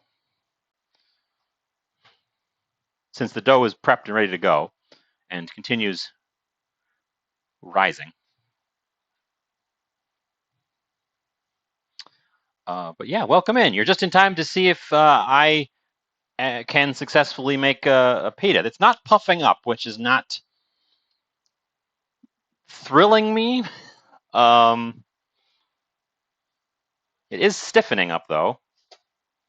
It's developing some brown on the back. I think my pan is not hot enough, which is the most common reason that the first pancake is not good, is because the pan is not yet up to temperature when you put the first one in, and it usually has a bit too much oil in it at the same time, which I'm pretty sure is what we have here. Same problem. Just a little bit too much oil, just a little bit not enough heat, and my first pita is not quite working. It is going to be some kind of flat bread, though. And who knows, maybe we'll get lucky and it will actually puff up. If it puffs up into a big balloon, that's a pita. If it puffs up with a bunch of little balls, this one actually might end up being a little bit too thick as well. We are at risk of maybe veering into naan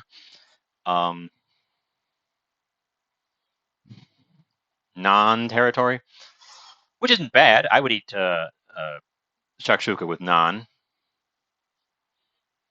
It smells good. It smells like bread. It almost smells like a focaccia.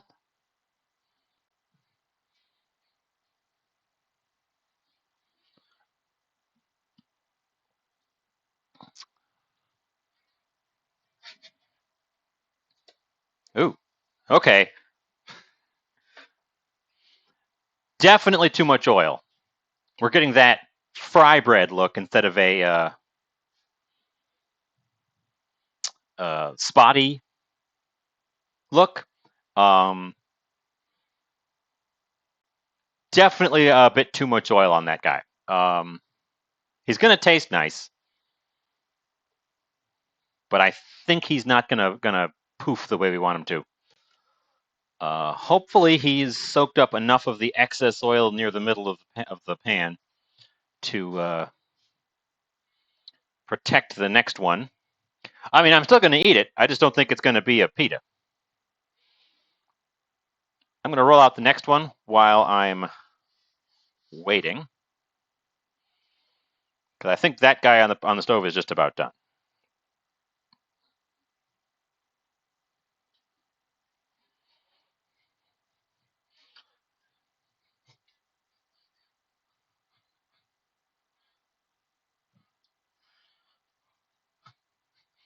Tell you what, if I have extras, I'll mail them to you.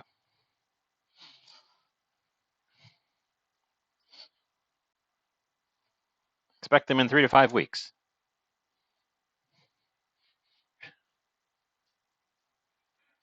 Refrigerated shipping costs extra.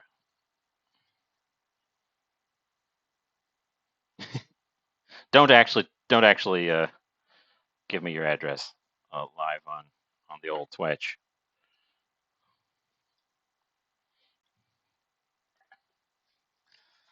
Okay, let's see what the back of this guy looks like. He hasn't been down for very long, but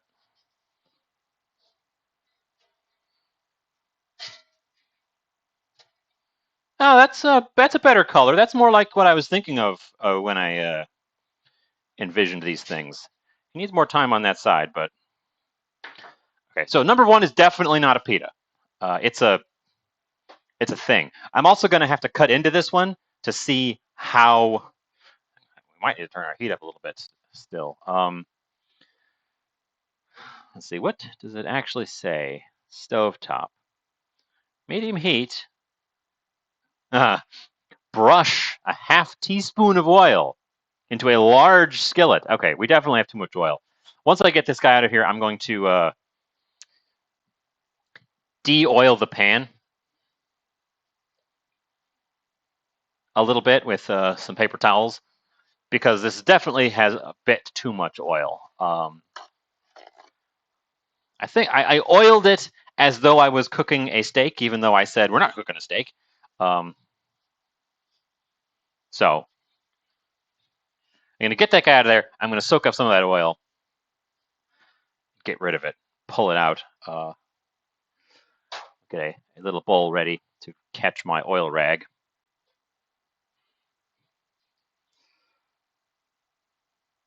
It's squidgy. It's got a nice soft spring to it. It's very hot.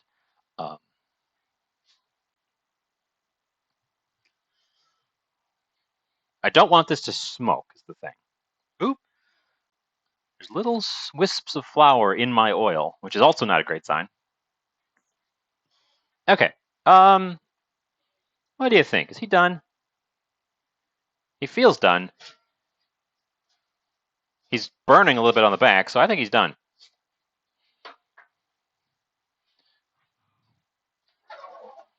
Okay, steel tongs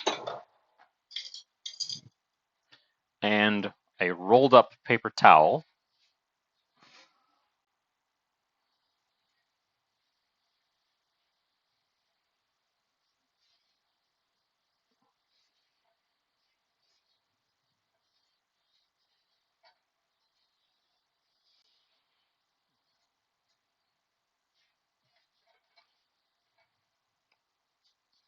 Which is what I do when I season as well. Hot pan, steel tongs, rolled up paper towel. But this time we're using it to get some of that oil off of there. It is smoking. Okay, number 2. Start cooking. Yeah. Now that it's heated up, I have actually turned it back down, but I think it's because we started this one. Burned bits are definitely a little bit burned. Ooh, it's got a nice pillowy texture on the non-burned parts. I would really, really much like to not burn this guy because I want to get that nice pillowy texture. Let's roll out the next one while that guy's going so that I can expedite the process a little bit. Expedite. Expedite is the wrong word. It's expedite.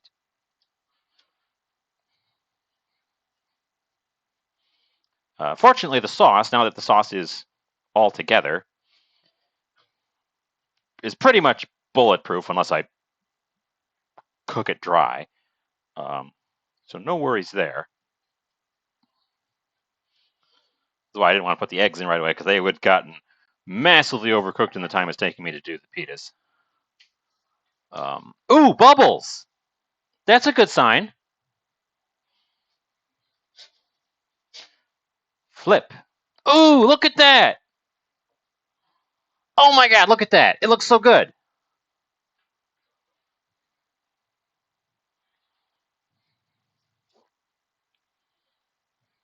It looks so good. We're much closer. We're much closer this time. I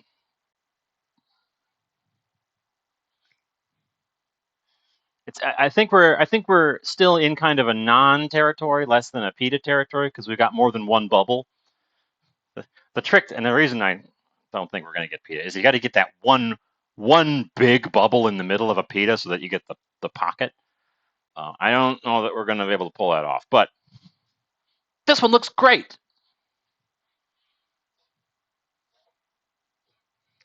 And there's no sticking at all. I guess the oil is just to protect the pan, not because the stuff sticks.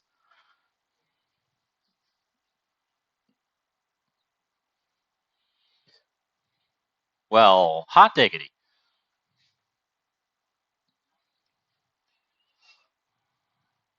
These are thin enough that I shouldn't have any real challenge in getting them to cook through, I would think. Ooh, ooh, ooh. He's ballooning. He's ballooning on this side and it's traveling inward.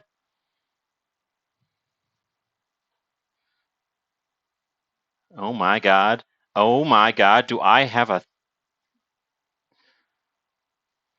You can't see because you're kind of above it, but look at that guy. Look at that balloon. Wow. I'm astounded that this has worked. It's a pita.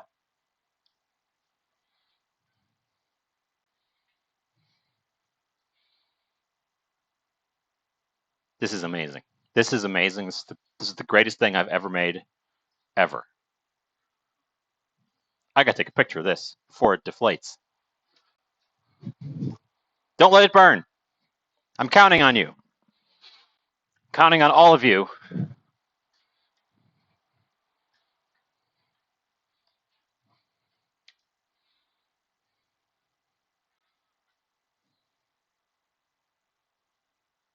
Come on. Come on, camera. There we go. Okay. Bunch of pictures of that. Um,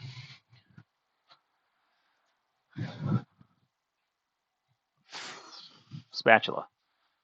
Flip. Oh my God, it looks perfect. It's like a balloon.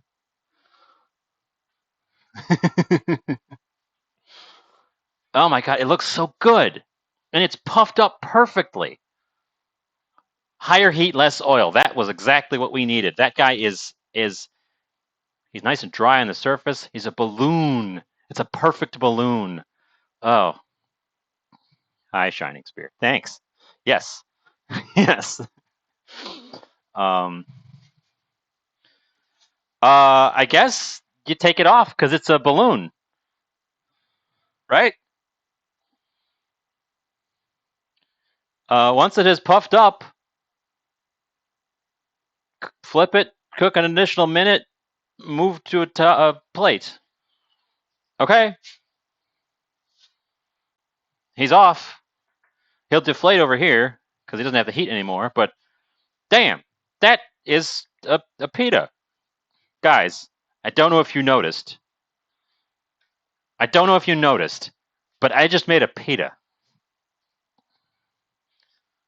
Oh, and oh, it's gorgeous. Oh, it's gorgeous. Oh, it's gorgeous. I love it. This guy is a disappointment. Oh, actually, it's a different bread. I gotta say, this one's not a pita. I wish you could feel this thing. It's like a, it's like a memory foam. It's like a spongy, perfect thing. We've got bubbles.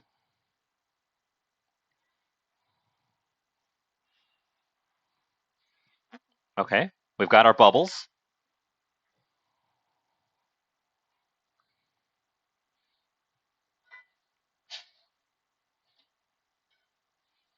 Okay,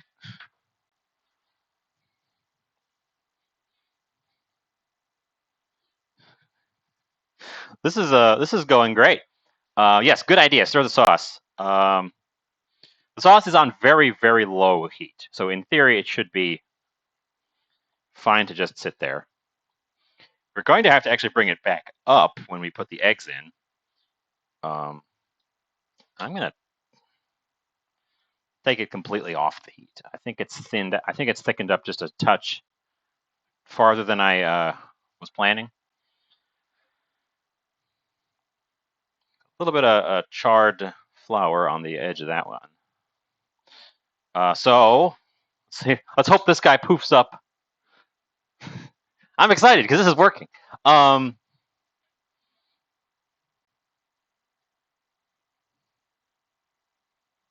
Oh, this is exciting. Uh, I was amazed how it kind of just poofed all the way around. One nice big poof after I thought it wasn't going to.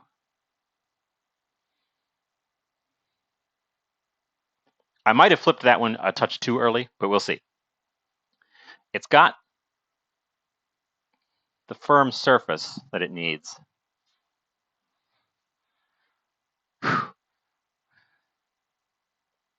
Well, in theory, it should be really easy to see when they are ready. So I'm going to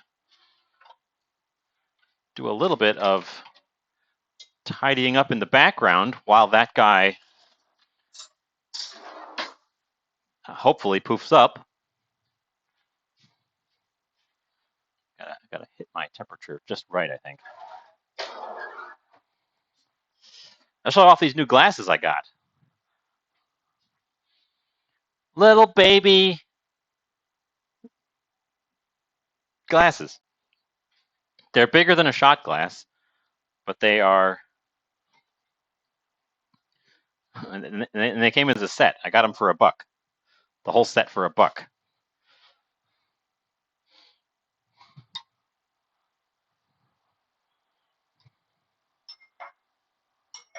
My glassware is currently temporarily in flux and is sitting on my dining room table because I ran out of room in my cupboard a little bit.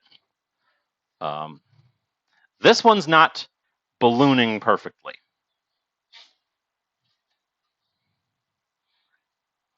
Still looks good.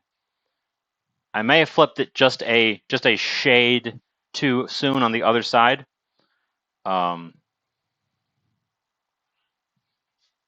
Let's roll out the next one.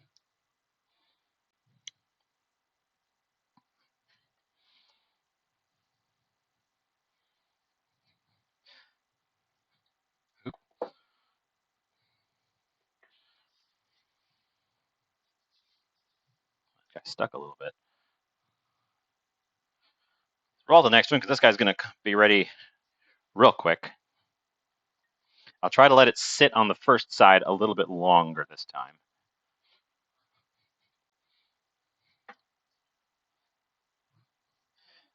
It also could be a factor of them sitting over here and continuing to proof. So they'll each be slightly different because they're each a slightly different stage of development when I put them in.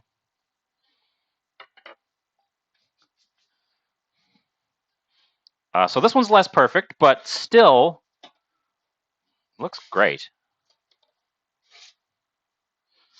Get that guy out. Put that guy in.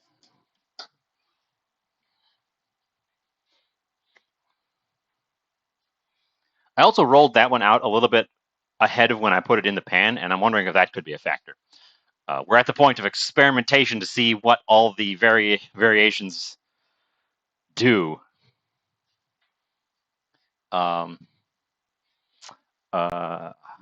yeah, this is exciting. This is exciting because I've never made pitas before. So the fact that I got one that came out what I would say is a perfect pita, like even just one,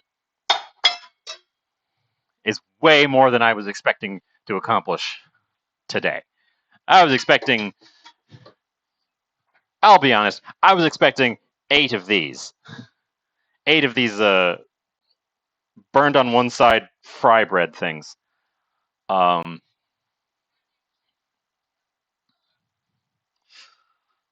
we're not getting that. We're getting very nice looking pita-ish, at least, breads.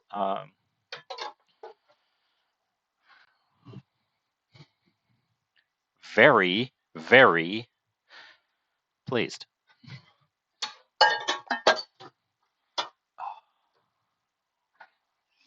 That guy's looking very well poofy as well, so let's give him an old flippy flip.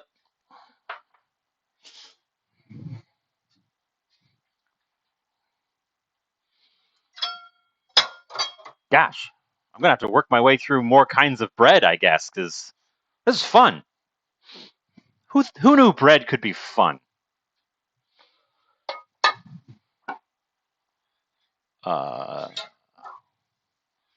See, that guy still got some water on him.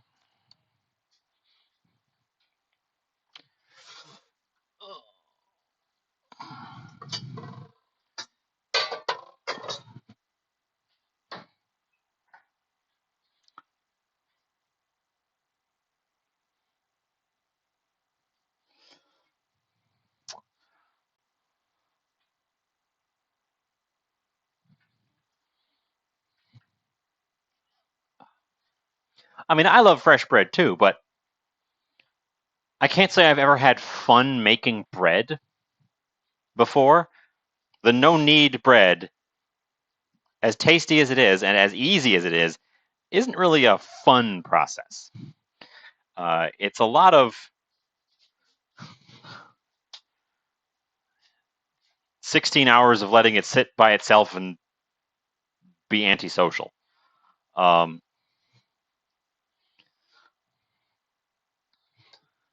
which gives you a nice piece of bread at the end, but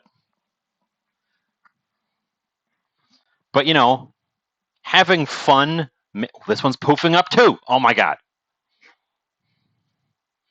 Having fun in the process of making the bread. That's all new. That's all new to me. Um, guys, we got another one. Guys, we got another one. I didn't have to take a photo of that first one. We got another one. We did it.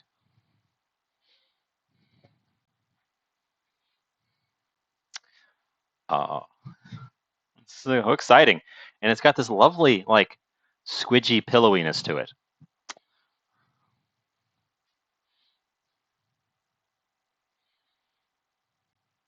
Should I make all, since I've got 3 good ones now, should I make the other 4 balls or should I freeze them and save them?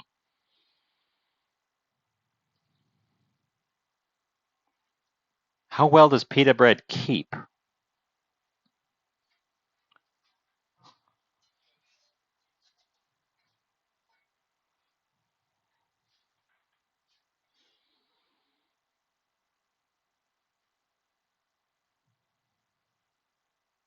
I mean, once he's ballooned up like that, I guess it's done, right?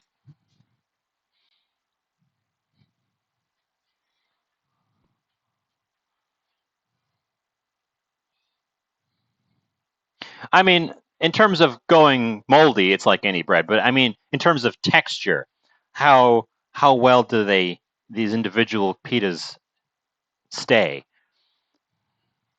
Because I've got 3 good ones, and then this weird fry bread one.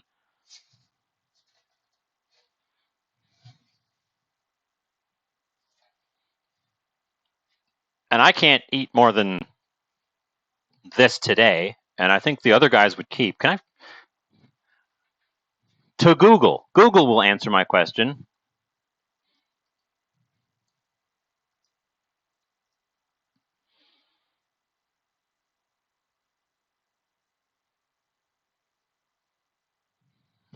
It says I can if I wrap them tightly before freezing.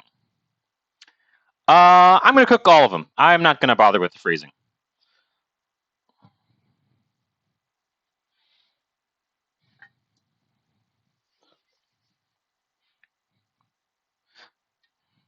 Oops, that guy stuck right to the rolling pin.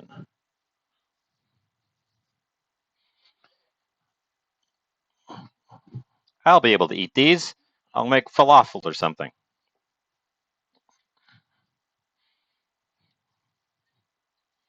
Or I could freeze the cooked ones. That's true. I've got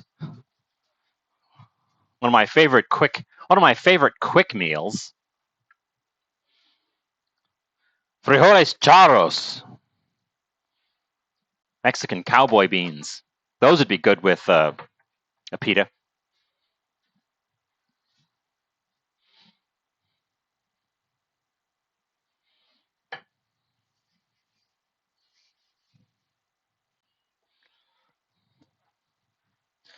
Okay, I'm going to roll out the next one right away.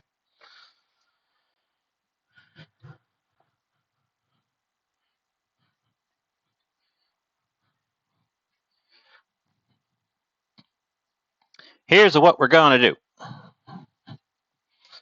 I'm going to roll these guys out, have them all ready to go.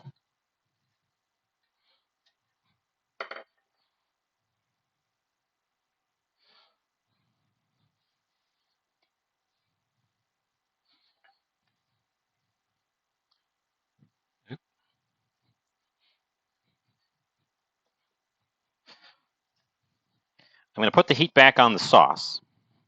And we're going to start the eggs because they're going to take a little bit of time. They're not going to cook instantly. We're not doing a fried egg. We're doing a sauce poached egg.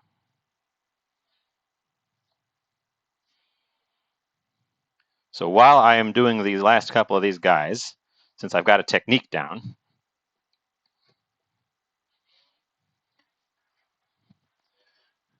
don't forget to flip the active one.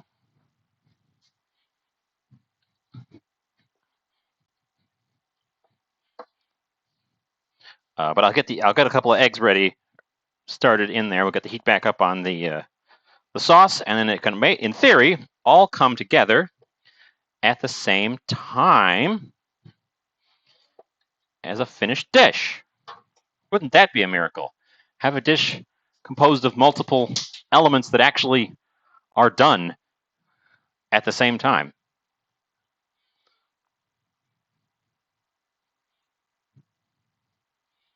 My sauce did thin out a bit more than I had hoped.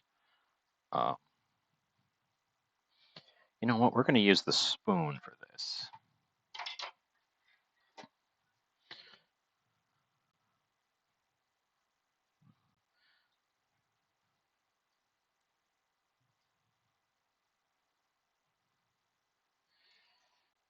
The goal here is to make little dips in the sauce. So that's why the sauce had to be thickened, so that you could push a little dent into it, and the little dent stay.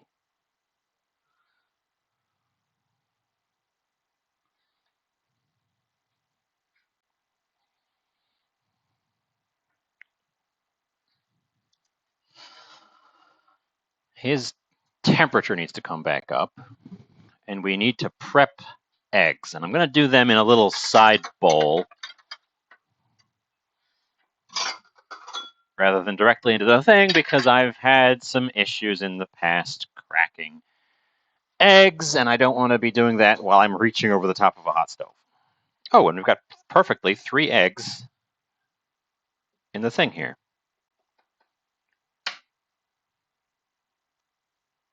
Oh, and that cracked perfectly. My fears were allayed.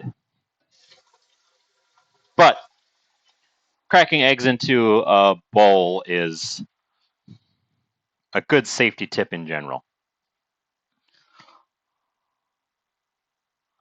And then you just plunk that guy into his little depression.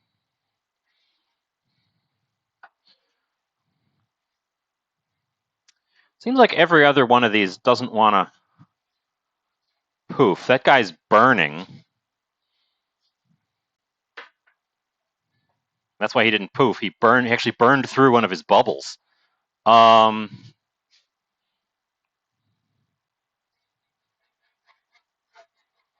Interesting. I guess I'm a little distracted.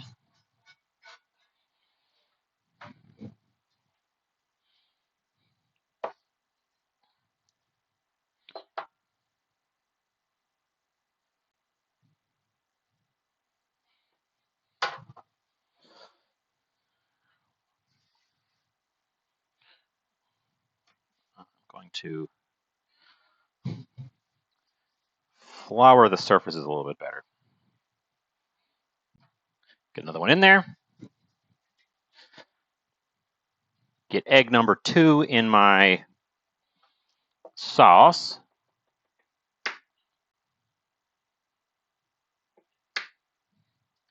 Yeah, a little more oil might be advisable. The oil might actually serve a function after all. There is still some oil in the pan around the edge, but to get these guys.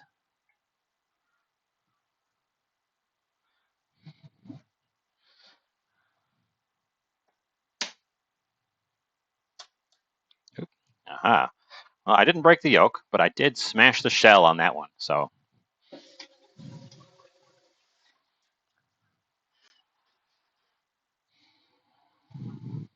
Okay, egg, egg, egg.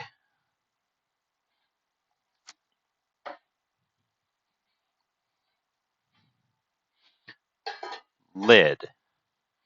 And that should now be the...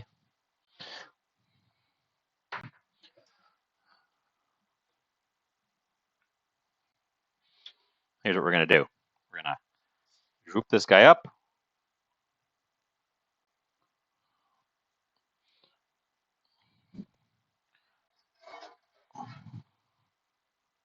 Oil the... Oh, come on. Where's my oil rag? Oil the surface, pop it down. Bam.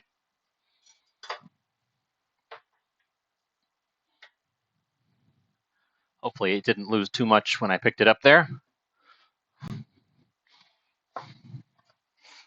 Okay, in theory, those eggs should be done just about the time the last one of these guys is done.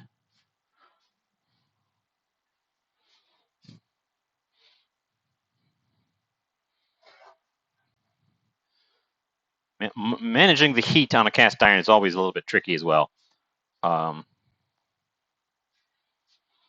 They are quite a thermal mass, which is the point, but it means that it's hard to bring it down if you overshoot.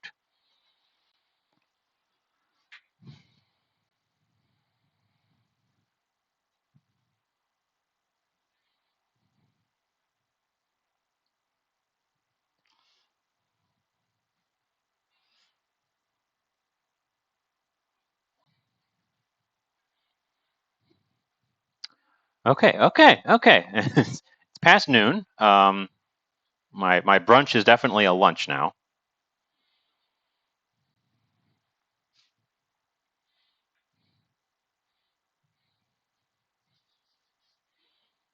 Gonna flour the surfaces of the other two rounds we've got over here, just to make sure.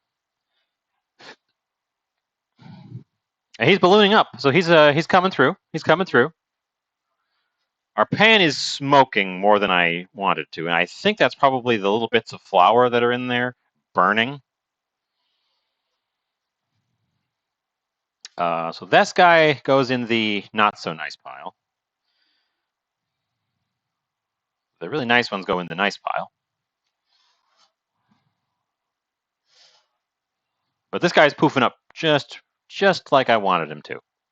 Just perfect. I gotta try one of these too. I also really want to taste that one that's been overly fried.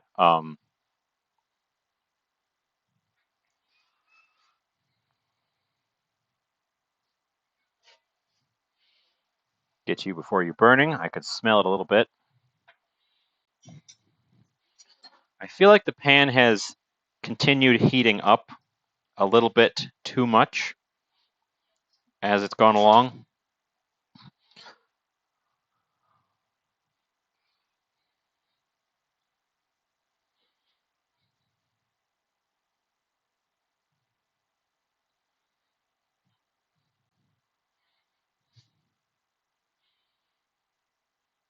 I've got them on medium right now. We can take a peek at them, actually. Ooh, they're looking pretty good. That guy turned into a balloon. Let's just pop that balloon. That one's the ugly one, I guess. The tops are cooked. I'm going to actually leave the top off. The goal here is to get the whites set and the yolks not set. Let's kick it down to, I've got mine on a 4, medium low.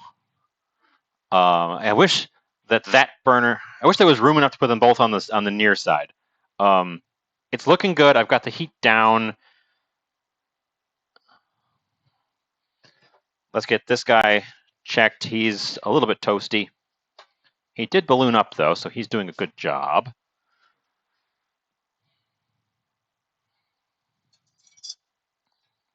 Take some of that oil and get it in the middle.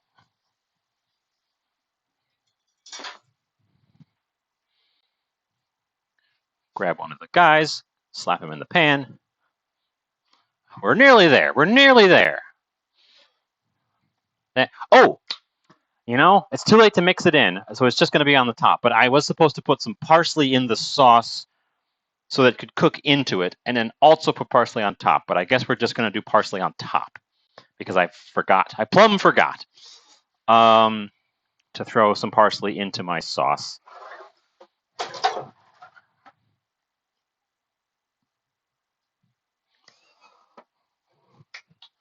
So I guess that'll be at the end on the top. That can probably honestly finish cooking off of residual.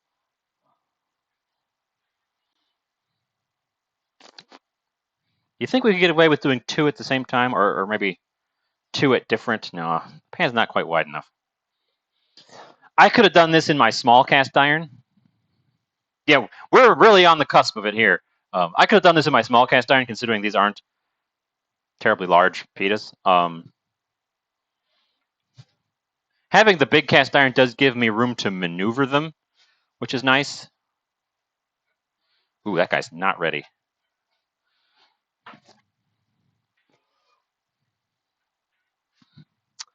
I love shakshuka. It's really good. It's been time consuming today because I decided to make my own pita bread at the same time. Normally, it's not that time consuming. We could have had this ready an hour ago. And even earlier if I hadn't spent all that time chit-chatting.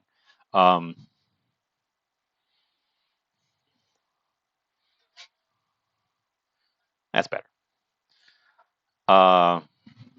It's pretty quick. It's very inexpensive to make, too, because it's... I mean, aside from the fact that the price of eggs has gone crazy, canned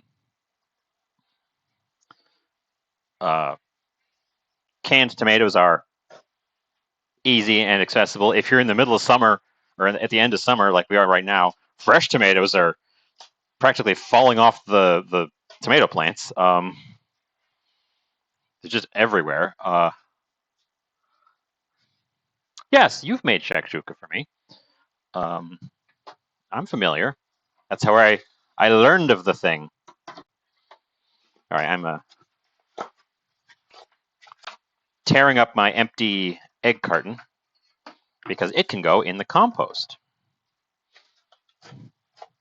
Because it's this soft paper material. You can also recycle the egg carton if you aren't doing compost, but if you're doing composting, that can go in there. That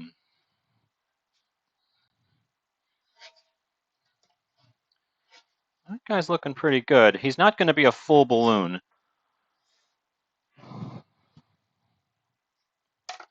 Let's roll one last time on the last guy here.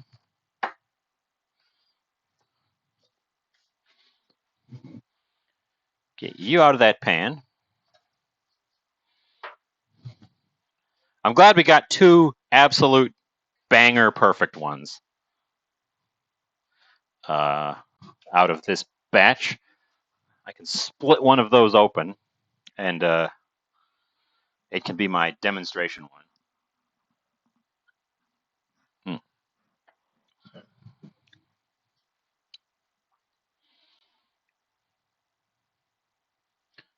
And I'm glad we got two really nice looking eggs as well, because one of them formed a big balloon that wasn't so great. You can't see it.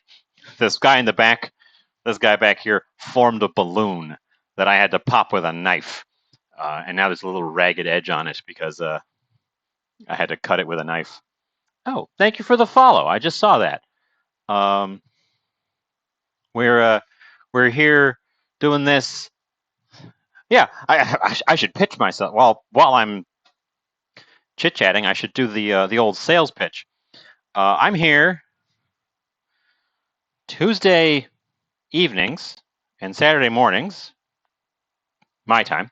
So that's American, U.S. Central Time.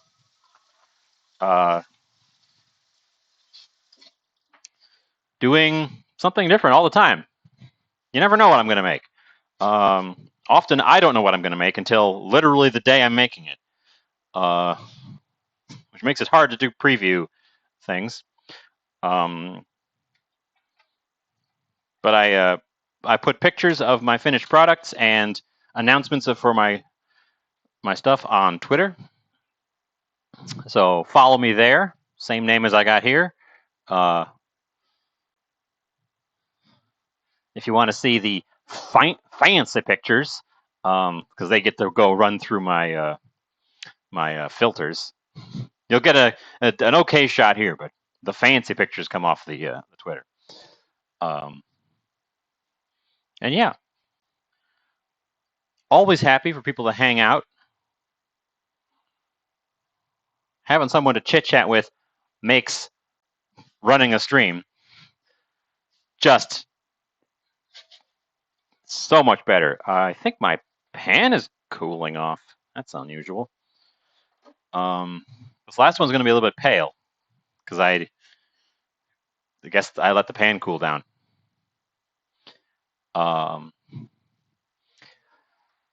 Oh boy. Let's get a plate ready.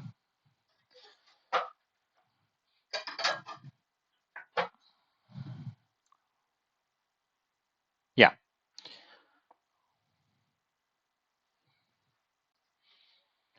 Let's get a plate ready. Let's grab the nicest one of these guys and split it open and see what it looks like for my plating.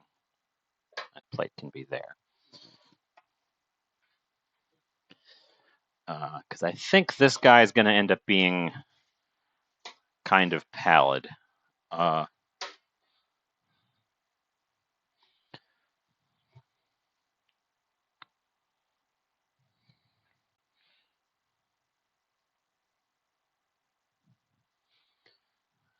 Don't remember which ones are the perfect ones. I know that one's not, and I know that one's burnt. So it was this one and the other one. I also really want to test out this weird fry bread one. Oh, he's puffing up. Okay. He's just a little bit slow at it because the pan was a little bit cooler. Yeah. Okay. Cool. He's still going to be a little bit pale, but he's got the poof. That's the the sign of a winner. He's got the ideal body type.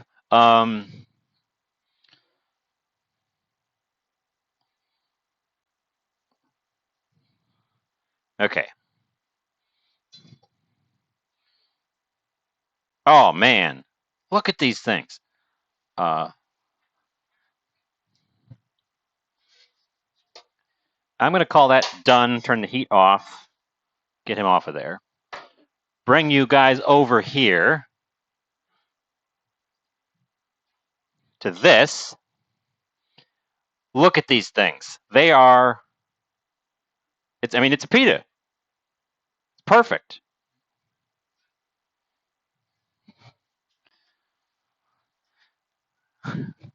While I'm doing this, let's see what this fry bread one is like.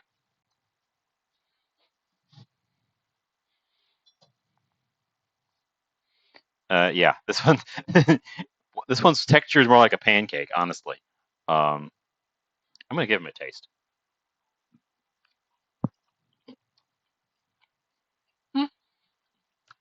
It's a little bit oily. It has a little bit of a. If you've had like English breakfast with the fried bread, that's what the flavor of this guy's giving me. Fried bread. The texture is like an overcooked pancake. It's not bad. It's definitely not a pita.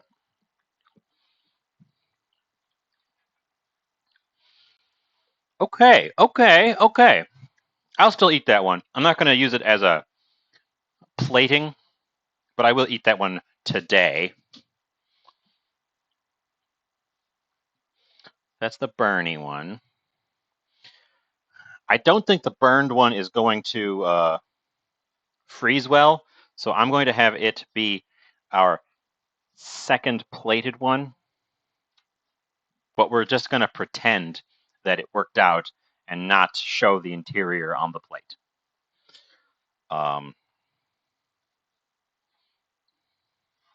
Because we can sort of fan them out, or fan them out this way and have the beautiful interior. I'm so happy that they came out so great.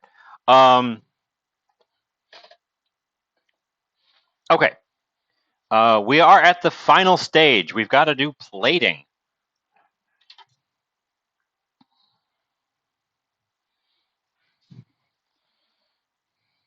Here's our shakshuka. And then you just kind of, the eggs are jiggly. But you just kind of carve one of these out. If you don't like your eggs jiggly, leave them in there longer and let them firm up. I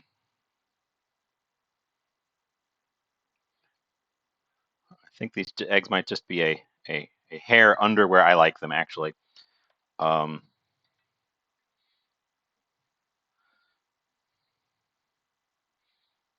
at least the first one was. The second one actually looks a lot better to me, to my palate.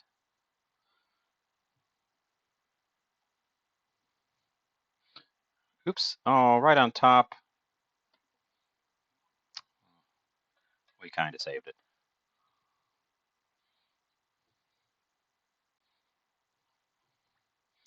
Okay, that.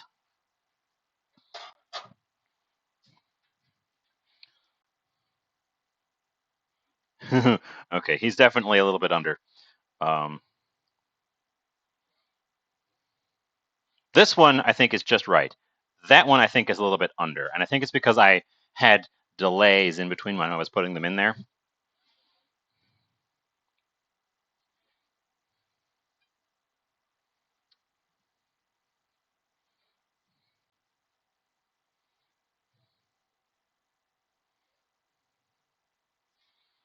Yeah, okay. Grab some parsley from my parsley bunch.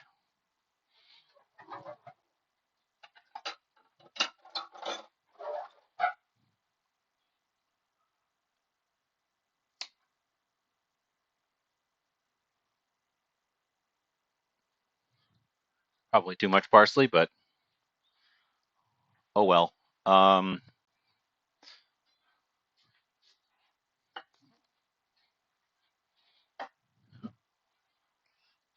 Okay, move you aside a little bit.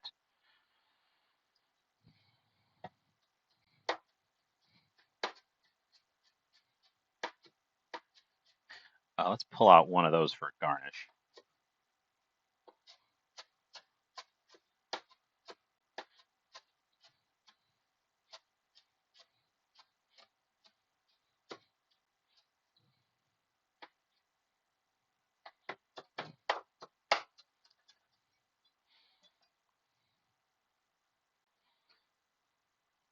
Quite a lot of parsley because there was supposed to be some in the sauce, so we will heavily parsley the top. One nice sprig, let's put it over here.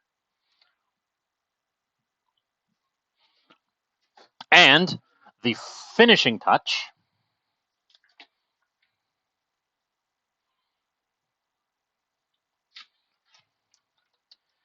a crumble of goat's milk feta right across the top.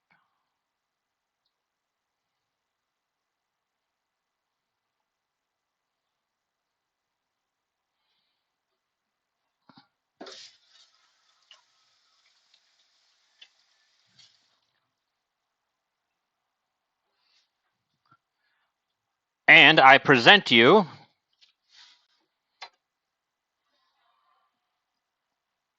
shakshuka with homemade pita bread.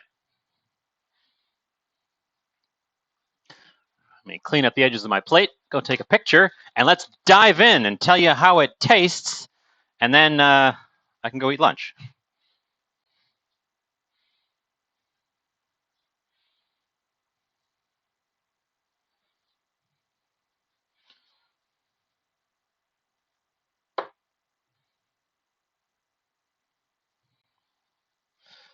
The part of plating that you don't get to see so much is when the chef grabs a paper towel and wipes up the edges of the plate.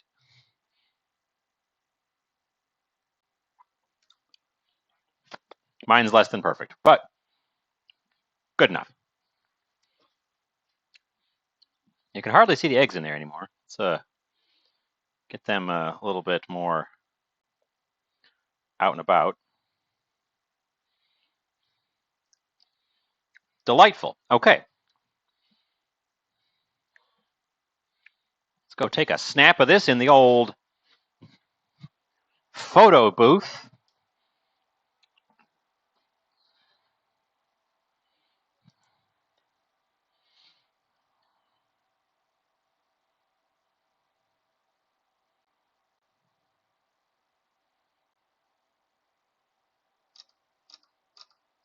As always, I'm taking actually like a million shots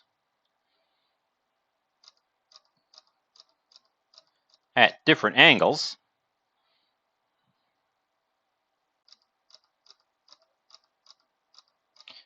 Because I'm sure one of them will come out nice.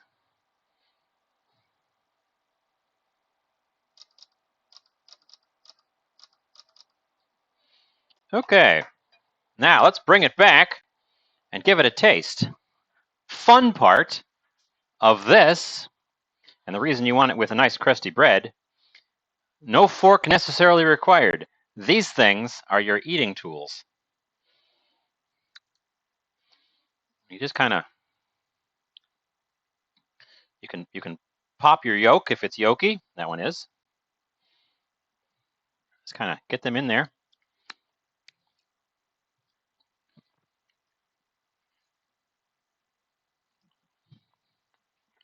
Mmm. Ooh. Mmm. Mmm. Oh. Pardon me, I'm making noises of delight.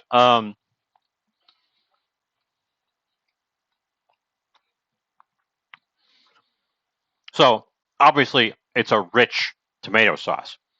That's the main event. That's the main flavor. The goat's milk feta gives you a delightful, like, sharp, salty pop on top. Really good counterpoint to the rest of this. I'm kind of losing the parsley. I wish I would have remembered to put it in. That egg is exactly how I want it. The white is nice and set. The yolk is this runny, delicious sort of sauce that combines with the red sauce. This guy, the white is tiny bit underset. If I'd been paying more attention, I would have left that guy in a little bit longer, but I wasn't.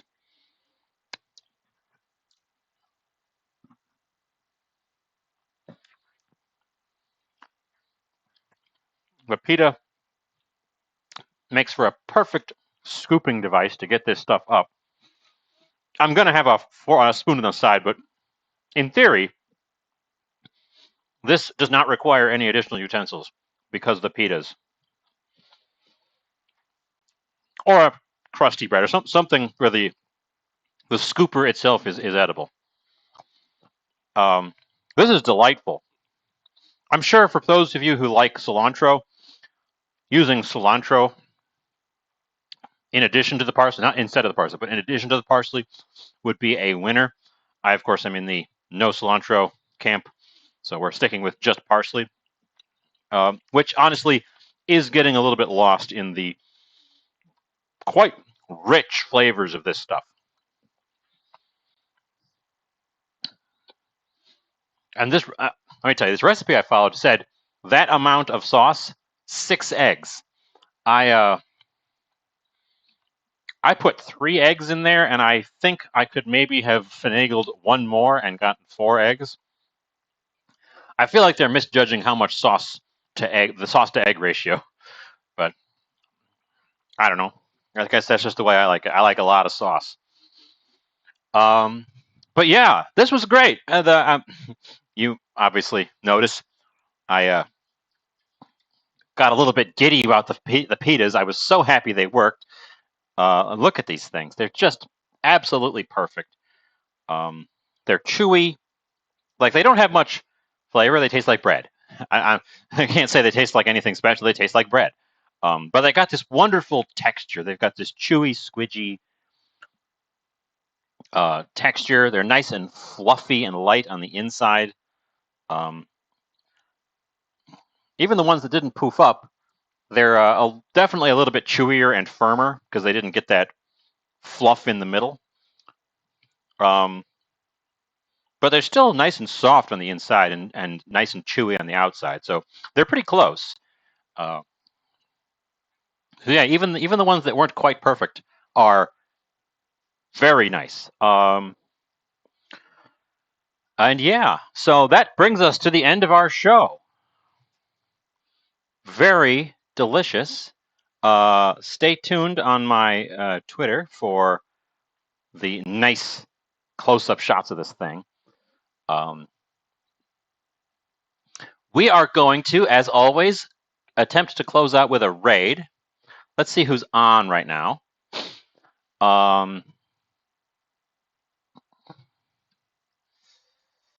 Let's go and visit Shelly today, who is playing a game that I have not heard of called Thymesia. But Shelly's always a good time. And I think she just recently started because she wasn't on when I started, so she started after me. So we have a reasonable chance of her not finishing up just after we get there. But yeah, thanks for showing up. Thanks for the follows. Thanks for the chit chat. Thanks for the nice compliments on this delicious food. This came out wonderfully. Honestly, this came out just as good as I could have hoped. I was just peeking at the remaining egg to see if it was drying out over here. It looks pretty good. This came out just as perfect as I could have hoped. Especially given that I'm having a bit of a tired morning. The success one of you commented that I was bouncing. Yes, the successes of today definitely have me excited and giddy. Good stuff. Even the not quite so successful fry bread thing here isn't a failure. I would have if I was making this on purpose, I'd call this a success. Perfectly good bread. It's just that it wasn't quite exactly what I was shooting for. And boy, this baking and bread making, dough making stuff has been pretty exciting the past couple of shows. So look forward to me maybe diving more into breads. Oop. What happened there? Oh, I lost track of my countdown.